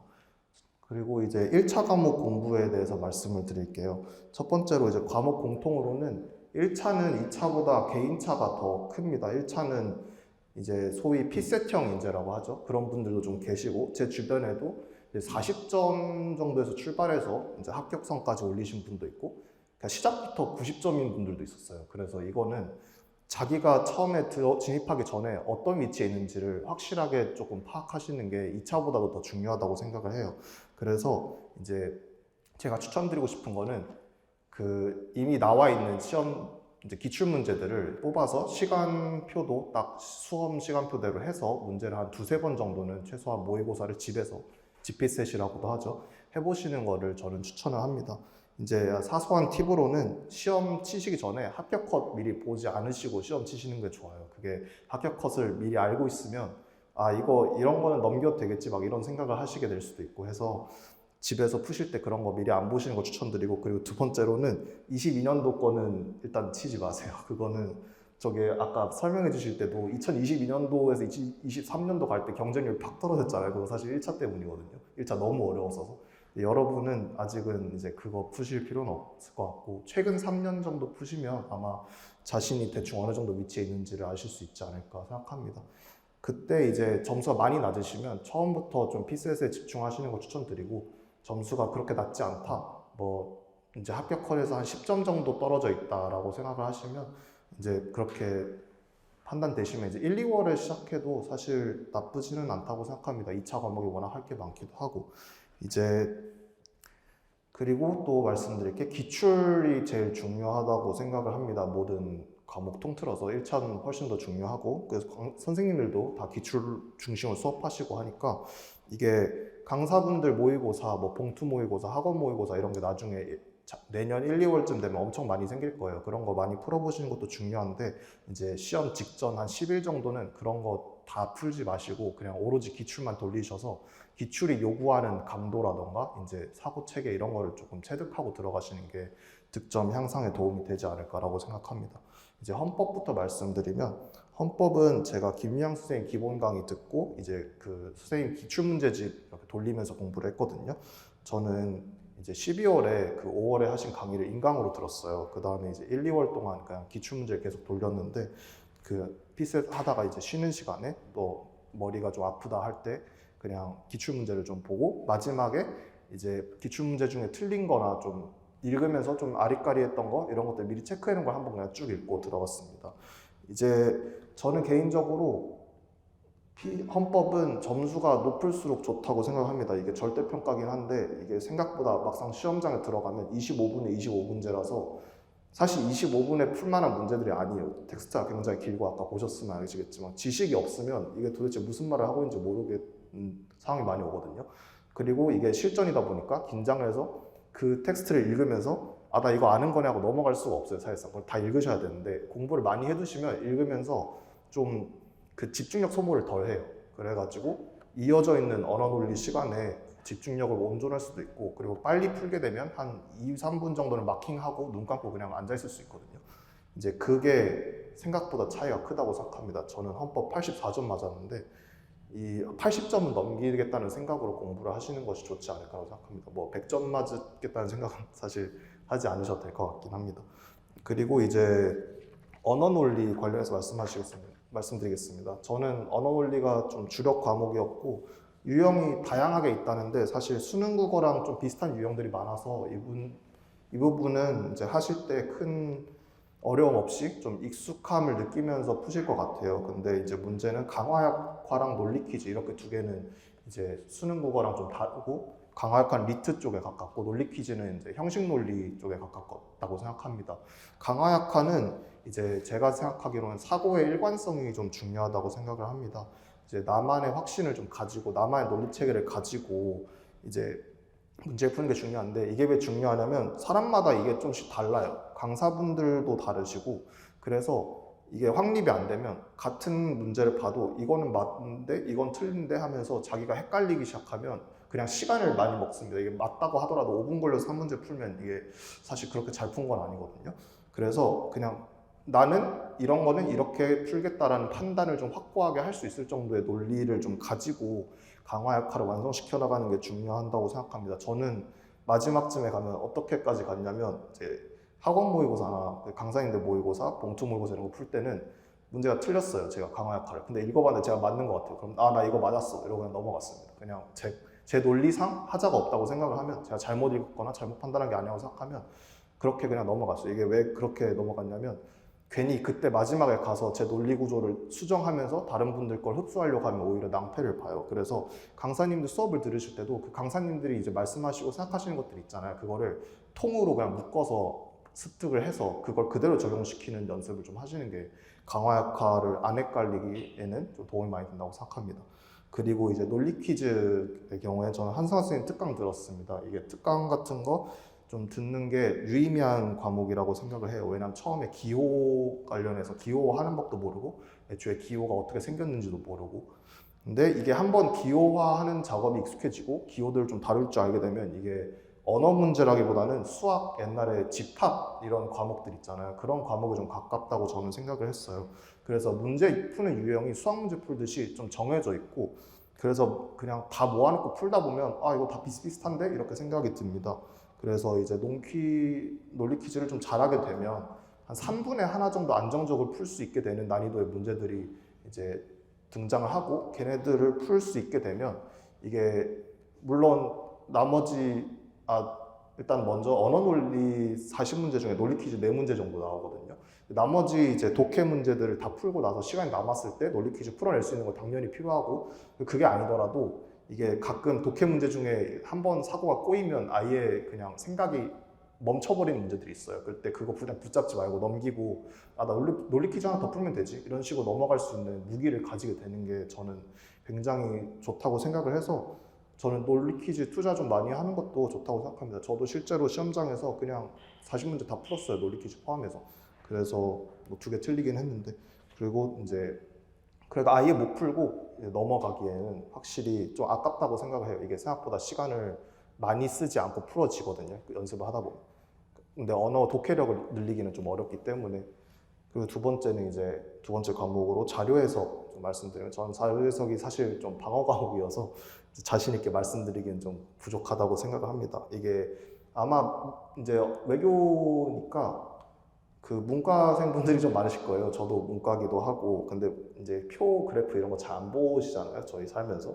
그래서 다 같이 좀 취약하다고 저는 생각을 해요. 실제로 이제 평균도 항상 좀 낮은 편이고 그래서 뭐 다 같이 열심히 하시면 또 은근히 잘 오르는 과목이라고 생각을 해서 먼저 이제 표 그래프에 익숙해지는 게 좋다고 생각해요. 그래서 세 과목 중에 가장 좀 소위 양측이라고 부르죠. 그냥 아무 생각 없이 문제를 많이 푸는 거.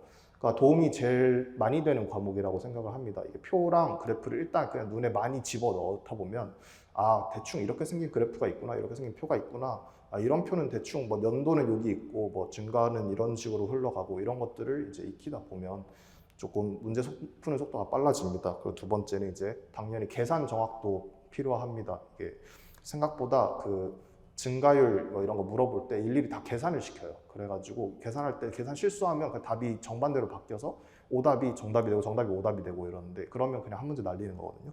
그래서 계산 연습은 이제 연습책 같은 게 있어요. 이제 석칠 선생님도 나눠주시고 아니면 뭐 비타민 이런 교재도 있고 이제 하루에 한 10분, 20분이라도 투자해서 1, 2월에 꾸준히 하시면 이것도 생각보다 빨리 늘어요. 그래서 이것도 꾸준히 하시는 게 중요할 것 같고 이제 계산 관련해서 또 하나 말씀드린 거 어림산을 해야 돼요. 결국 이게 막 8자릿수 계산 이런 거 시키거든요. 근데 그 8자릿수 다 하고 있으면 그냥 물리적으로 시간이 없어요. 그래서 8자릿수를 나누는데 이게 한 2 근처, 2.5 근처인지 뭐 2.7 근처인지 이 정도를 어림산 하는데 이제 몇 자릿수까지 어림산을 해야 되냐 이거는 항상 기출에 맞추셔야 된다고 생각합니다. 기출이 요구하는 감도가 있어요. 거기까지 이제 최대한 계산을 하고 그 뒤에 좀 뒤에 자잘한 부분들은 과감하게 넘기는 그런 자신감을 얻으려면 기출 기준으로 항상 감도를 맞추고 공부를 하셔야 된다고 생각합니다. 네. 그리고 이제 마지막으로 저의 개인적인 경험인데 결국 모든 문제 다 2.5점이기 때문에 저는 자료에서 풀 때 조금 그냥 첫눈에 어렵게 보인 건 좀 던졌어요. 처음에 풀 때. 다 버리고 쉬워 보이는 것만 쭉 풀고 시간 남으면 다시 돌아와서 풀었거든요. 여러분도 계산하실 때 좀 이거 좀 막혔는데? 이러면 그냥 그거 질질 이렇게 잡고 5분, 10분 이렇게 푸시지 마시고 모르겠다 이러고 그냥 넘기시도 어차피 2.5점 까이는 거라고 저는 생각을 해서 100점 맞을 수는 없는 시험이니까 그런 걸 염두에 두고 이제 공부를 하시면 좋을 것 같습니다. 세 번째로 이제 상황 판단이죠. 상황 판단은 법조문, 계산, 퀴즈 이렇게 보통 3개로 이루어져 있어요. 근데 보통은 이제 법조문을 다 맞춰야 되고 계산형도 최대한 다 맞추고 퀴즈를 이제 그냥 남는 시간에 풀자 이런 전략을 하시는 분들이 많은데 저는 사실 법조문 계산을 좀 힘들어해서 퀴즈를 그냥 먼저 푸는 전략을 택했습니다. 이게 세 개의 성격이 좀 많이 달라서 본인이 시험지를 받아보시고 이제 공부를 하시다 보면 내가 뭘 잘하는지 좀 아실 거예요. 그러면 이제 그냥 그거 위주로 하시면 돼요. 그 상황 판단은 좀 아까도 말씀해 주셨다시피 언어 논리, 이제 자료 해석의 좀 짜집기 같은 느낌이어서 자기의 장점에 따라서 수월하게 풀 수 있는 문제들이 좀 달라요. 그래서 이제 그런 전략들을 스스로 좀 세우시고 남들과 좀 달라도 그런 거에 좀 흔들리지 마시고 그리고 이제 상황 판단에서 확실히 말씀드릴 수 있는 거는 이게 생각보다 상황 판단을 그냥 놓고 풀어보면 생각보다 점수가 나쁘지 않은데 시험장 가서 풀면 꼭 미끄러지는 분들이 계세요. 모의고사 같은 것도 하고 이게 원인이 체력이거든요. 상황 판단은 사실 그 자체로 어렵다기보다는 언어 논리 자료 해석 다 풀고 마지막에 던져주는 약간 사소한 실수를 유도하는 문제들 이런 게 많아서 이제 그때 집중력 떨어지면 다 틀립니다. 저도 실제로 실전에서 뭐 갑을 그냥 을로 잘못 읽어서 틀려버리고 이런 것도 몇 개 있었거든요. 그래서 상황 판단 공부하실 때는 항상 그 체력 관리를 염두에 두시고 이제 연습하시는 게 좋아요. 실제로 실전 가시면 이제 보통 긴장하시는 분들은 당연하고 평상시에 긴장 잘 안 하시는 분도 1차는 진짜 긴장 많이 해요. 보통. 그렇기 때문에 항상 긴장을 하면 체력 소모가 더 많이 빨라지고 그렇기 때문에 평상시 공부할 때 여유 체력을 가지고 문제 푸는 습관을 좀 가지시는 게 좋고 저는 아마 그 이제 언어 자료 상황 이렇게 풀잖아요. 그 상황 그냥 2번 풀어보는 것도 나쁘지 않다고 생각을 해요. 언어 자료 상황 풀어서 2번째 상황인데 점수다 이렇게 생각하는 것도 저는 나쁘지 않다고 생각을 합니다. 이렇게 해서 1차 과목들에 대해서 대충 제가 어떤 마음으로 공부했는지 좀 말씀을 드렸고요. 이제 2차 과목들에 대해서 말씀을 해드리겠습니다. 제가 앞에서 말씀해 주셨다시피 세 과목 모두 양이 많아요. 사실 세 과목이라는 것도 이제 함정이고 외교사랑 국제정 경제학 이거 사실 볼륨이 굉장히 커서 한 0.5과목씩 먹는다 치면 4과목 넘는다고 생각을 합니다. 통론도 있고 그래서 그리고 각각 이제 체감상 학부 수준까지는 된다고 생각을 하고 그 심지어 세 과목이 요구하는 사고 수준이 사고 패턴이 좀 달라요. 경제학은 경제학적 사고를 요구하고 이제 국제 정치학은 좀 사회과학적인 사고를 요구하고 이제 국제법은 소위 뭐 리걸 마인드라고 하죠. 법학적 사고를 요구하는데 이게 조금 달라서 공부할 때 이제 각 과목을 공부할 때마다 좀 마인드셋이라고 해야 되나? 사고 패턴 자체를 좀 바꾸는 훈련을 좀 하시면 이게 각 그 과목들 점수를 약간 비슷비슷하게 높이는 데 좀 도움이 된다고 저는 생각을 합니다. 그리고 이제 자신이 뭘 잘할지는 지금은 아마 전공자시면 또 모르겠지만 이제 관련 전공이 아니시면 진짜 모르실 거예요. 저도 경제학 제일 무서워하면서 들어왔는데 결과적으로 경제학 점수가 제일 높았거든요. 이제 공부해 보시면서 자기가 뭘 잘하는지 잘 못하는지 생각하시고 못하는 거 위주로 보완하시는 게 적어도 초시생에서는 훨씬 유효할 거라고 생각해요. 이게 못하면 밑도 끝도 없이 못하게 되는 경우가 있어서 그거 중심으로 보완하시는 게 좋다고 생각을 하고 그리고 이제 각 과목에 대해서 말씀드리겠습니다. 첫 번째로 국제정치학에 대해서는 저는 정원준 선생님 수업 쭉 따라갔고요. 이제 2순환은 1차 준비하느라고 사실 못 들었습니다. 근데 이제 예비순환부터 3순환까지는 쭉 들어서 이제 공부를 했고 국제정치학은 이제 어디서부터 어디까지 공부해야 되는지를 모르는 게 제일 힘들어요. 그래서 다 하려고 하면 진짜 끝도 없고 최소한으로 하고자 하면 진짜 책 한 권 하면 끝날 때도 있고 근데 그러면 당연히 안 되겠죠. 그러면 시험을 볼 테니까. 그래서 이제 그 바운더리를 정하는 게 좀 중요하다고 저는 생각을 하는데 제가 국제정치학 공부하면서 느낀 거는 기본적인 이론에 대한 좀 완벽한 숙지가 첫 번째로 중요하고 그것을 이제 현안에 적용시키는 방법을 훈련하는 게 좀 중요하다고 생각을 해요. 현안 공부를 했는데 숙지하는 방법 모르면 어차피 현안만 물어보진 않거든요. 현안에 대해서 이론을 적용하는 걸 항상 물어보는데 그 적용하는 방법에 대한 논리적인 서술이 생각보다 어렵고 그리고 거기서 좀 연습 차이가 좀 많이 나요. 그래서 국제정치학은 이제 답안지를 계속 작성해 보시면서 자기 글을 좀 다듬고 깎아내는 것을 좀 중요한 사항이라고 저는 생각을 합니다.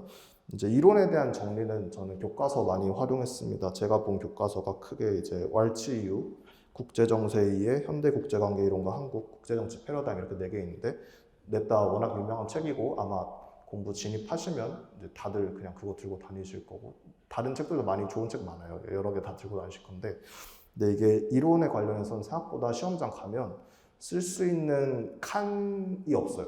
그 문제 한 문제 받으면 뭐 10점짜리다 이런 한 페이지 안에 써야 되는데, 이론을 써야 되는 칸이 실제로 한두 줄, 많으면 한 세네 줄까지 있는데, 공부한 양은 아마 이론에 대해서 이만큼 있으실 거거든요. 근데 거기선 딱 두 문장 안에 끝내야 될 때가 있어요. 그렇기 때문에 공부를 하실 때, 이론을 배울 때 항상 나 이 이론에 대해서 어떻게 하면 정확하게 좀 확실하게 내가 이거 알고 있고 활용할 수 있다는 능력을 두 문장 안에 보여줄 수 있을까? 이런 걸 좀 염두에 두시면서 공부하시면 좋을 것 같습니다.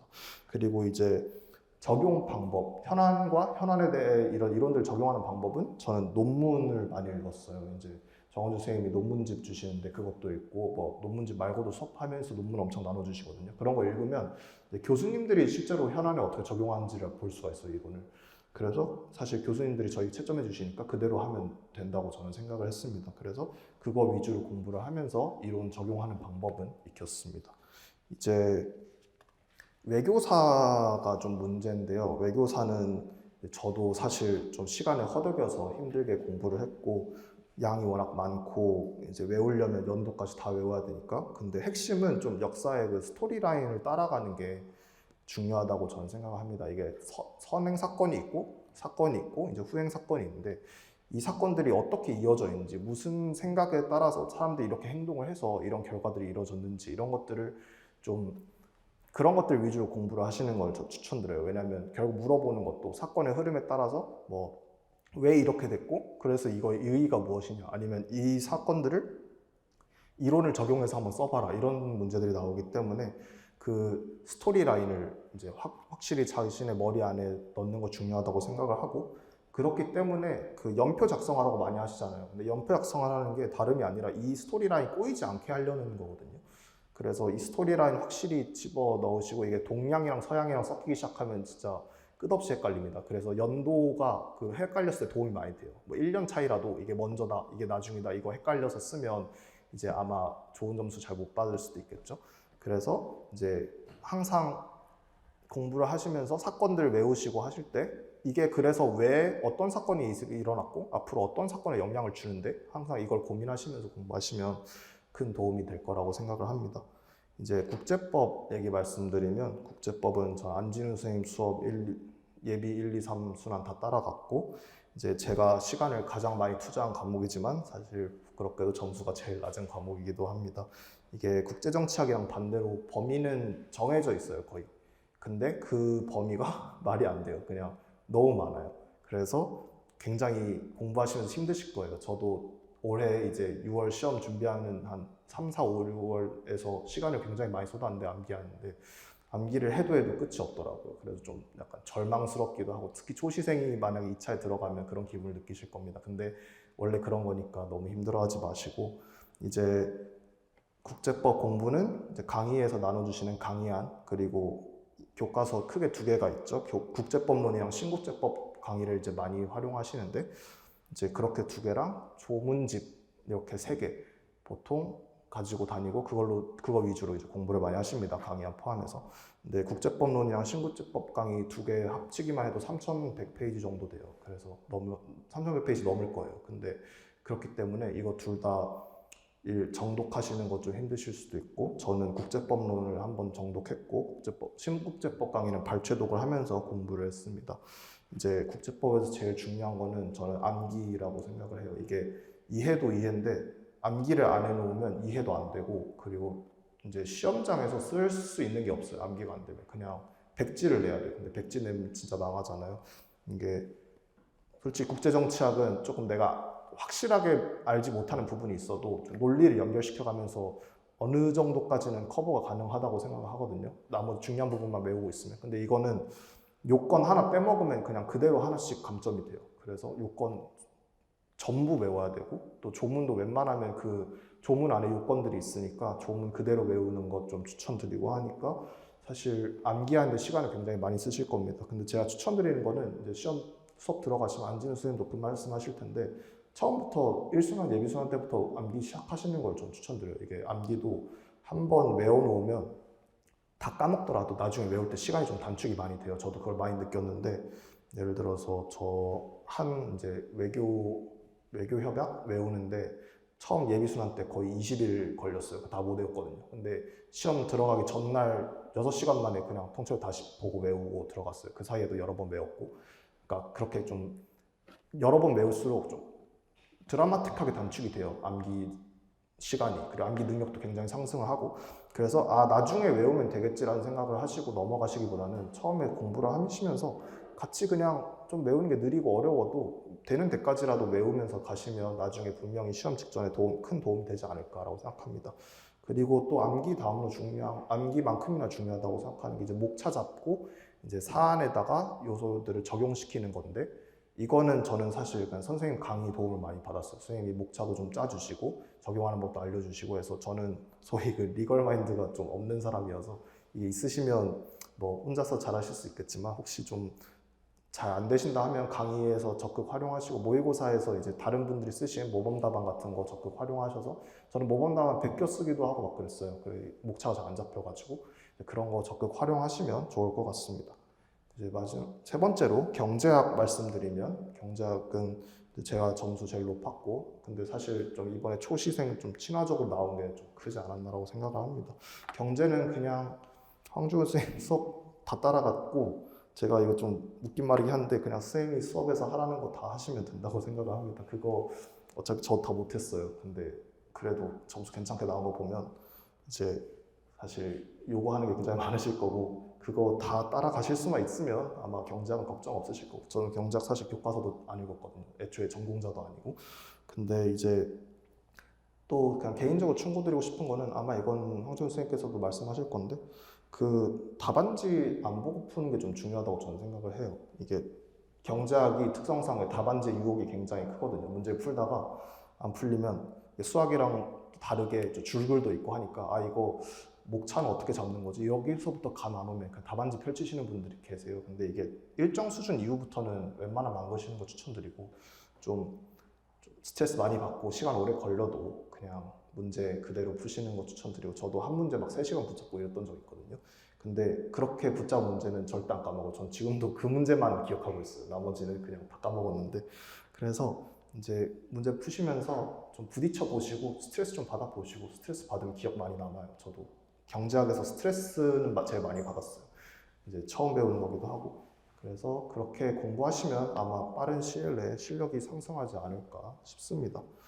그래서 이제 답안 작성 연습은 국제정치학, 국제법에 비해서 경제학은 좀 중요성이 적다고 저는 생각을 해요. 이게 아무래도 줄글을 좀 정해진 순서대로 쓰고 국제정치학은 논리적으로 써야 되고 국제법은 아예 그냥 법에 걸맞게 형식이 좀 중요한데 경제학은 풀이랑 답을 낼 수 있으면 그게 곧 이제 답안이기도 하니까 그런 측면에서 답안 작성 연습을 제가 따로 하진 않았고 근데 대신 이제 모의고사를 많이 풀면서 모의고사에선 이제 확실히 각 잡고 답안을 작성하고 그 다른 분들 우수 답안 이런 거 보면서 저분은 어떻게 쓰셨나 목차 어떻게 잡았나 이런 건 항상 보시면서 연습하시는 걸 추천드립니다. 문제 연습책 문제나 이런 거 나중에 문제가 많이 나올 거예요. 그런 거 풀 때는 저는 답안 작성을 그때그때 막 일일이 하진 않았어요. 네, 이제 그 통합논술 말씀드리면 저는 사실 통합논술 공부는 추가로 거의 안 했습니다. 그냥 앞에 세 과목 공부하시다 보면 자연스럽게 이거는 통론 주제다라고 생각되는 부분 아니면 말씀해 주시는 부분들이 있어요. 근데 사실 걔네들이 곧 통론이에요.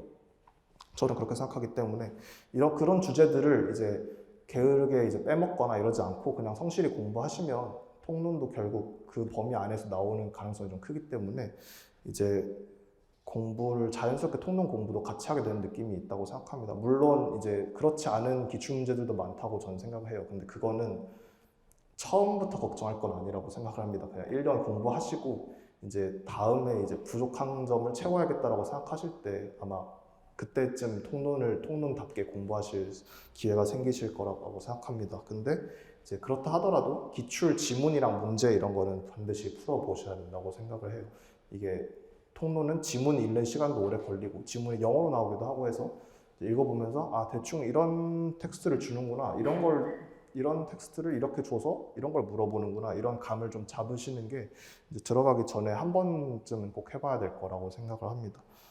이제 네, 그래서 영어를 잘하실 필요 없지만 영어 이제 해석이 안 되면 살짝 힘들거든요. 그래서 그 중요한 국제법 단어나 국제정책 단어들은 영어로도 좀 알아두시는 걸 추천드립니다. 그러면 이제 통합론술 때 좀 수월해질 수 있을 거예요. 그 3차 같은 경우에는 사실 2차 합격하고 준비해도 전혀 늦지 않습니다. 심지어 저희는 이제 좀 끈끈한 우정 같은 게 있어서 2차 합격자 전원이 모여서 같이 공부하거든요, 3차를. 그래서 그때 이제 선배들도 많이 도와주시고 그 노하우도 많이 전수해 주시고 해서 지금 공부하는 거 사실 전혀 의미 없고요. 그 2차 붙으면 아마 단톡이 막 생기고 이럴 거예요. 그냥 거기서 그냥 하라는 대로 하시고 도움 받는 대로 조언 받는 대로 하시고 하시면 충분히 잘 해내실 수 있다고 생각을 합니다.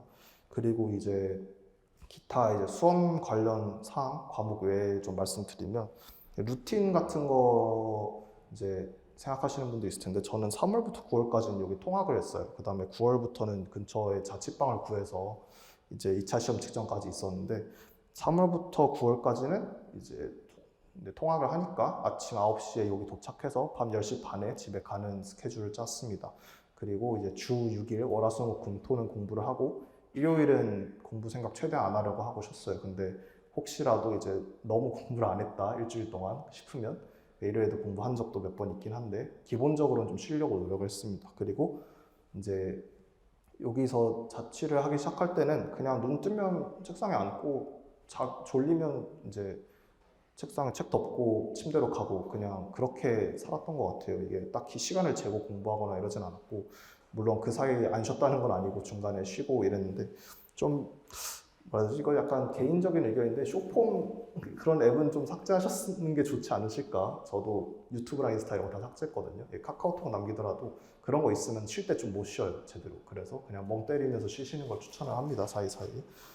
그래서 이제 그 정도 있고 멘탈 관리 측면에서는 보통 수험 중에서 이제 일일비 하지 말라는 그런 조언들이 많습니다. 근데 저는 그냥 일일비 엄청 많이 하는 스타일이어서 그 일일비 하면서 공부했어요. 모의고사 특히 치면서 모의고사 점수 높으면 그냥 신나서 공부하고 모의고사 점수 낮으면 화나서 공부하고 근데 이게 어떤 기분이든지 그냥 공부를 할 수 있다면 상관없는 것 같아요. 공부를 할 수 없는 기분을 만들면 그건 안 된다고 생각하니까 본인을 아까 말씀드렸듯이 좀 스스로 좀 돌아보면서 내가 어느 상황일 때 공부를 좀 잘하나 라는 것을 좀 생각을 해보시고 전략을 짜시는 것도 전 중요하다고 생각합니다. 저는 감정 좀 화났을 때 공부도 잘 되고 약간 이런 성격도 있어서 억지로 약간 화내면서 공부한 적도 있고 그랬거든요. 근데 그리고 이제 또 이거는 좀 웃긴 얘기이기도 하고 초시생 때만 가능한 거긴 하지만 하는 것 같긴 하지만 이제 조금 즐기면서 공부하시는 것도 나쁘지 않을까라고 생각을 합니다. 저는 좀 재밌게 솔직히 공부했고 그리고 점수 나오고 모의고사 치는 거 이런 거 좀 해보시면 생각보다 재밌거든요. 점수 잘 나오면. 근데 그렇다고 뭐 점수 안 나온다고 너무 스트레스 받지 마시고 좀 올릴 때마다 점수 오를 때마다 좀 즐거워하시고 전 아까 말씀드린 대로 이제 점수 안 나오면 뭐 올리려고 공부 더 하고 이런 식으로 했으니까 좀 너무 이렇게 차갑게 차분하게 공부하시는 것도 좋지만 그렇게 안 될 경우에는 차라리 그냥 어디서든 재미를 붙여서 공부하는 게 낫지 않나라고 생각을 합니다. 어차피 이 과목들, 2차 과목들은 특히 이제 외교원 가셔서도 아마 공부를 지속적으로 할 과목들과 좀 관련이 있거든요. 그래서 지금 공부하면서도 아 이게 그냥 시험 붙기 위한 공부뿐만 아니라 내가 그냥 이 직업을 택하고 살아가면서 도움이 되겠구나라는 생각을 하시고 공부하시면 조금 더 동기부여가 되지 않을까라고 생각합니다. 그리고 이제 종합반 설명이기도 하니까 제가 종합반 좀 활용한 방법들에서 좀 말씀드리면 첫 번째로 그 아까 말씀드린 합격자 멘토분이 계세요. 근데 찾아가서 이야기 많이 해보세요. 저는 그거 추천드립니다. 이게 제가 공부하고 있을 때 이게 공부 방법이 맞나 이런 생각이 들 때가 있어요. 그때 그냥 가서 여쭤보시면 한 명이라도 얘기 더 듣는 거 좋거든요. 다른 친구들한테 얘기하는 것도 좋은데 합격자분들 아무래도 합격하셨으니까 각자의 경험들 좀 유효하잖아요. 그래서 그런 것들을 통해서 좀 파악을 하시는 것도 좋다고 생각합니다. 저는 이제 이제 멘토분한테 얘기를 했었고, 그리고 저는 제 주변에 이미 이거 합격한 친구가 하나 있어서 그 친구 붙잡고도 많이 물어봤어요. 그런 것들 도움되고 좀 혼자서 너무 이렇게 꽁꽁 이렇게 싸매고 괴로워하지 마시고 그냥 고민 있으시면 빨리빨리 그 미리 붙으신 분들한테 고민 상담하시는 것도 전 좋다고 생각합니다. 그리고 두 번째로 이제 스터디 짜주시는 것도 그렇고 아마 종합반 처음 가시면 이제 국제정치학부터 시작할 텐데 그때 이제 다 같이 앉아 계실 텐데 그때부터 이제 계속 얼굴 보잖아요. 그럼 좀 친해지거든요. 근데 저는 개인적으로 좀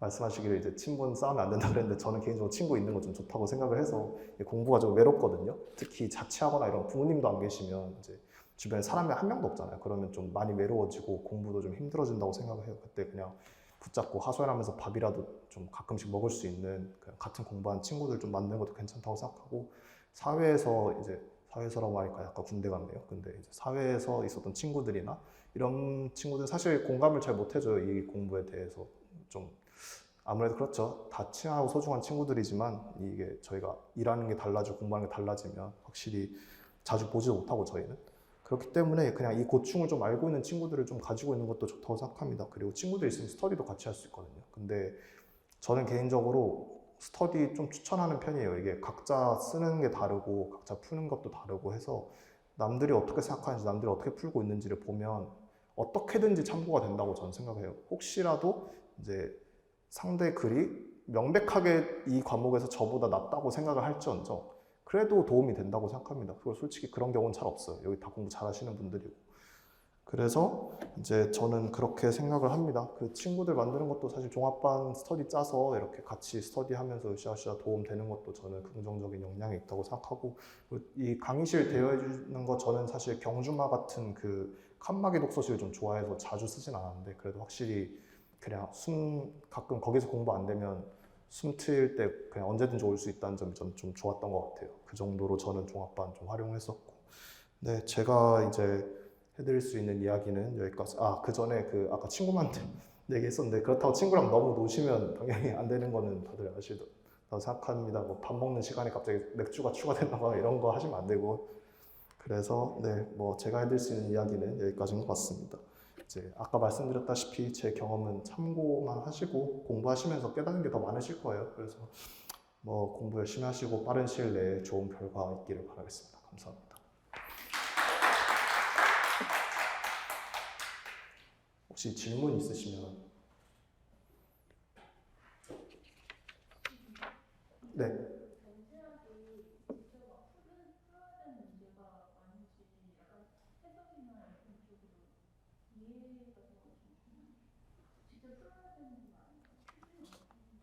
네, 일단 경제학 문제가 직접 풀어야 되는 문제가 많은지 아니면 해설, 해석, 네, 해석이나 논리를 중요시하는 문제가 많은지 얘기해 주셨는데 이게 사실 그 두 개가 분리되어 있다고 저는 생각하지 않아요. 이게 문제 풀려면 그 문제 처음에 그냥 뭐 이런 상황이 있다. 그래서 너 뭐 최저임금 구해봐. 뭐 이런 거, 최저임금 구해봐. 이런 거 던져주거든요. 그러면 문제를 풀 때 그 계산은 당연히 들어가는 거고 이제 제 논리가 있잖아요. 그 주어진 상황에서 한 공식 한 두세 개 던져주고 그냥 끝내요. 그러면 그것들을 활용해서 어떻게 답을 내는지를 쓰는 게 답안지거든요. 그때 당연히 제 이제 경제학적 지식과 해석이 들어갈 수밖에 없죠. 그리고 이번 해 문제가 계산을 좀 덜 시키고 이론을 많이 물어봤어요. 뭐 요건이라던가 뭐 해가 지나면 어떻게 되는지를 서술하시오 이런 문제 나왔어서 저는 문제 풀 때 계산 문제 푸는 것도 중요하지만 그런 부분도 결코 놓치면 안 된다고 생각을 합니다. 편하게 질문해주세요. 우선 합격하시는 거 너무 축하드리고 아유 감사합니다. 혹시 아까 통학하셨다고 하셨는데 네. 좀 거리가 어떻게 되셨는지 궁금하고 그 학원 다니는 시간 이외에 자습 같은 것도 혹시 따로 하셨는지 궁금합니다. 네. 우선 통학 거리는 이제 편도 한 50분 정도 걸렸어요. 저도 사실 개인적인 경험으로는 1시간 넘어가면 진짜 피곤해지더라고요. 근데 50분도 사실 좀 피곤해서 시간이 좀 낭비가 된다 생각해서 옮겼는데 그리고 이제 자습이라고 말씀하신 게 혹시 학원 수업 이외의 시간을 말씀하시는 건지 아니면 통학 뭐 여기 오고 간 거 제외한 뭐 밤 시간이라던가 이런 거 말씀하신 건지. 그 오고 간 시간이랑 네. 집에 가셨을 때 어떻게 시간을 활용하셨는지. 제가 사실 그 4, 5, 6월, 3, 4, 5, 6월 달에는 이제 제가 언어 외국어를 못 땄어요. 진입 조건을 만족하지 못해서 그거 이제 듣기 이런 거 하면서 지하철에서 많이 다녔고 그리고 집에 가면 이제 제가 10시 반에 여기서 나가니까 11시 반 정도 됐는데 전 12시에 그냥 잤거든요. 그래서 그냥 씻고 하면 바로 자서 집에 가서는 따로 시간은 없었고 통학 시간에 처음에는 이제 언어 공부 그리고 한국사 시험 안 따서 한국사 공부 이런 거 하다가 이제 그 다음에는 그냥 노래 들었던 것 같아요. 이게 공부하다 보면 피곤하고 스트레스 쌓여가지고 그 지하철까지 활용하겠다 하는 야심찬 분들 많이 계세요. 실제로 지하철 아마 여기 통학하시면 아시겠지만 지하철에서 조문집 들고 계시는 분들 계시거든요. 근데 저는 거기까지 할 에너지는 없었어서 그냥 쉬었습니다. 네. 그리고 학부가 그 전공이 어떻게 되시는지.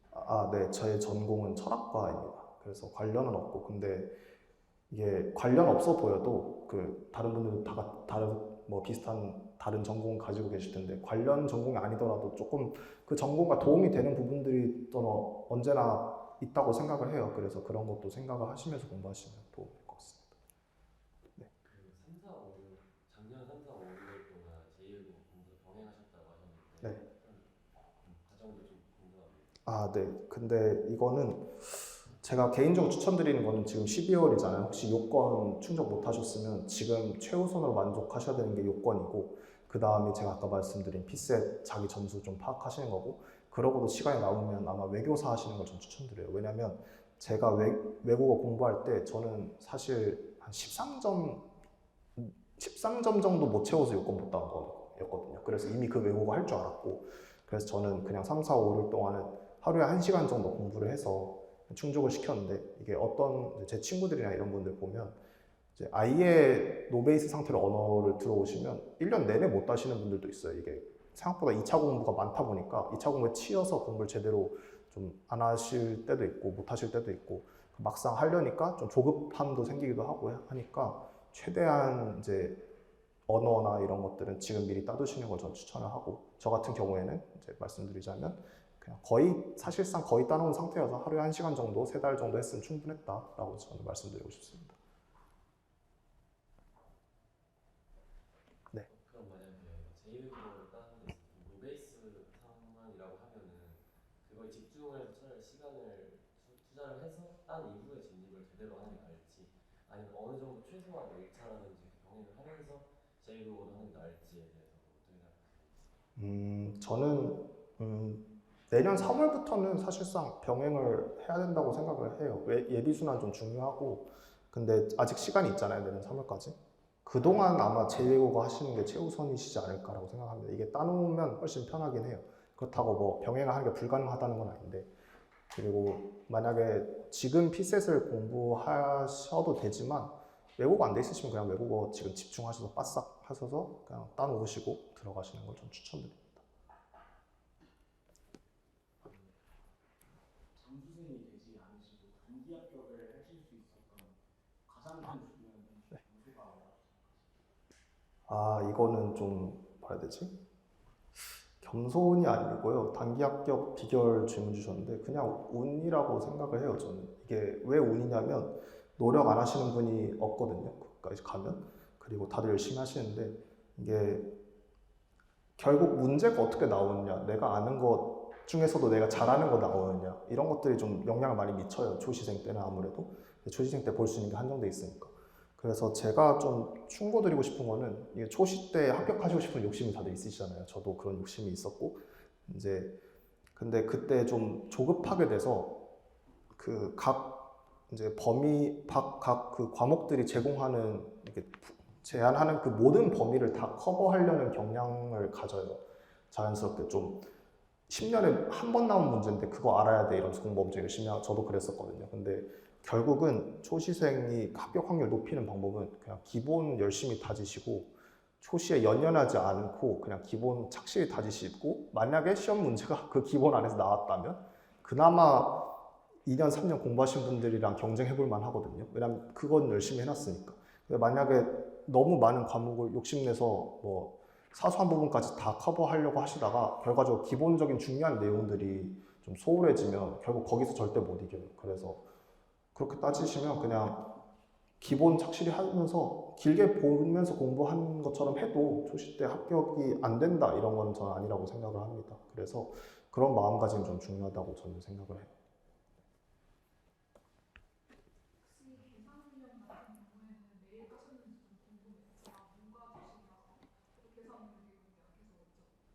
아, 네. 계산 훈련 같은 경우에 저는 이제 12월, 1월, 2월에는 매일 했습니다. 그냥 근데 이게 오래 하진 않았고요. 그냥 아침에 일어나서 한 30분? 그리고 이제 한 세트 돌리고 피셋 한 세트 돌리고 머리 좀 지끈지끈하니까 그때 한번 뭐 밥 먹고 나서 심심하면 또 한번 이렇게 했는데 많은 시간 투자 안 하셔도 꾸준히 하시면 이게 생각보다 빨리 늘어요. 처음엔 좀 왜 이렇게 느리지 해도 하다 보면 금방 느는 게 계산이라서 네, 저는 거의 매일 하긴 했습니다. 근데 시간은 별로 많지는 않아요.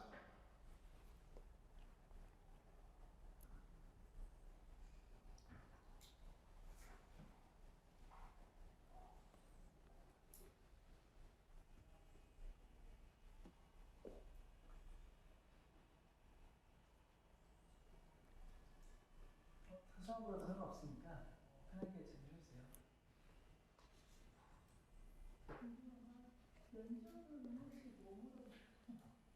아, 면접이요? 면접에서 떨어지는 거는 사실 2차 점수로 떨어집니다, 대부분. 미흡을 받아서 떨어지는 경우는 이제 거의 없다고 전 들었고, 그리고 네, 혹시 다시 한 번 말씀해 주시겠어요? 네, 면접이 형식적이냐고 질문 주셨는데 형식적이라고 말하기는 조금 조심스러운 게 면접이 이제 가서 해보시면 아시겠지만 생각보다 할 게 많습니다. 어렵고 그리고 아까 말씀드렸듯이 우수 보통 미흡이라고 하시고 이제 보통을 현실적으로 많은 분들이 맞게 돼서 이제 보통 분들 사이에서 2차 점수로 이제 경쟁을 한다고 하셨는데 사실 보통 저는 굉장히 아주 최선을 다해서 열심히 해서 보통을 받았을 거라고 저는 생각을 해요, 이게. 그래서 생각보다 준비할 게 많고 근데 그건 지금 걱정하실 건 아니고 그리고 가장 중요한 거는 2차 점수 그냥 최대한 높게 나오시면 그게 제일 중요하지 않나 지금 과정에서는. 3차는 제가 아까도 말씀드렸지만 지금 걱정할 거는 전혀 아니라고 생각을 합니다.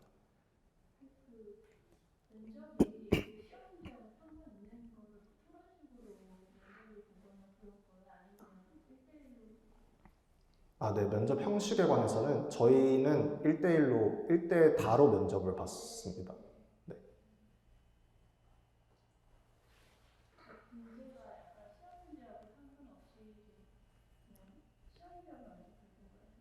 아, 네. 2차 과목이랑 면접 문제는 관련이 거의 없습니다. 네.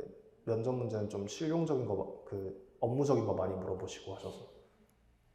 혹시 학부 때 뭔가 제일 도움됐던 강의나 혹시 있다면 궁금합니다. 이 시험을 준비하는 데 있어서 학부 때 도움됐던 강의.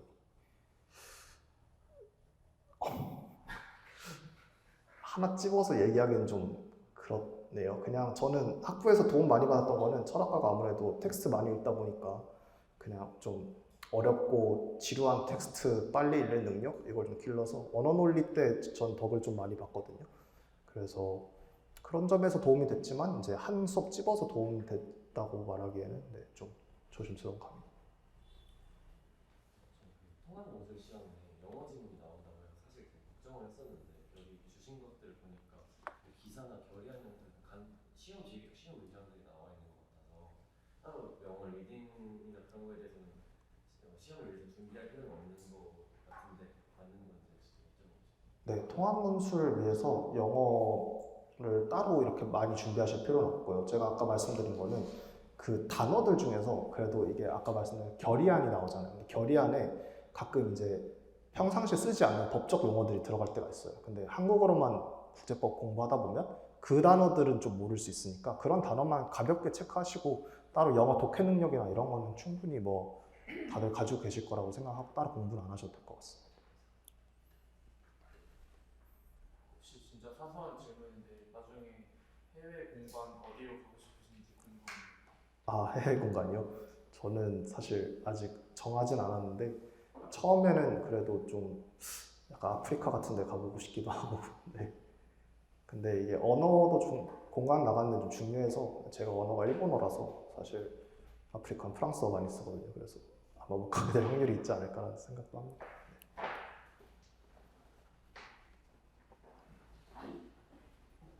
마지막으로 하나만 더 질문 받도록 하겠습니다.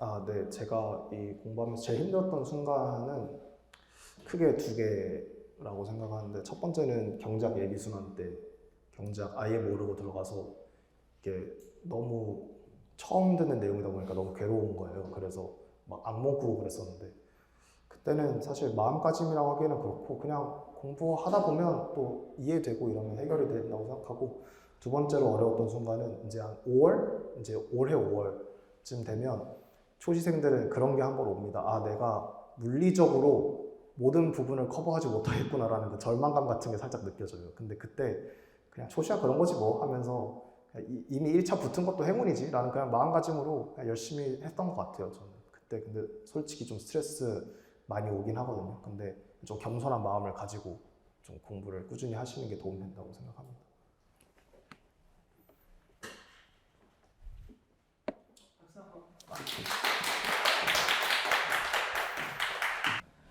예, 너무 긴 시간이 지났기 때문에 빨리 마무리하고 이제 마치도록 하겠습니다.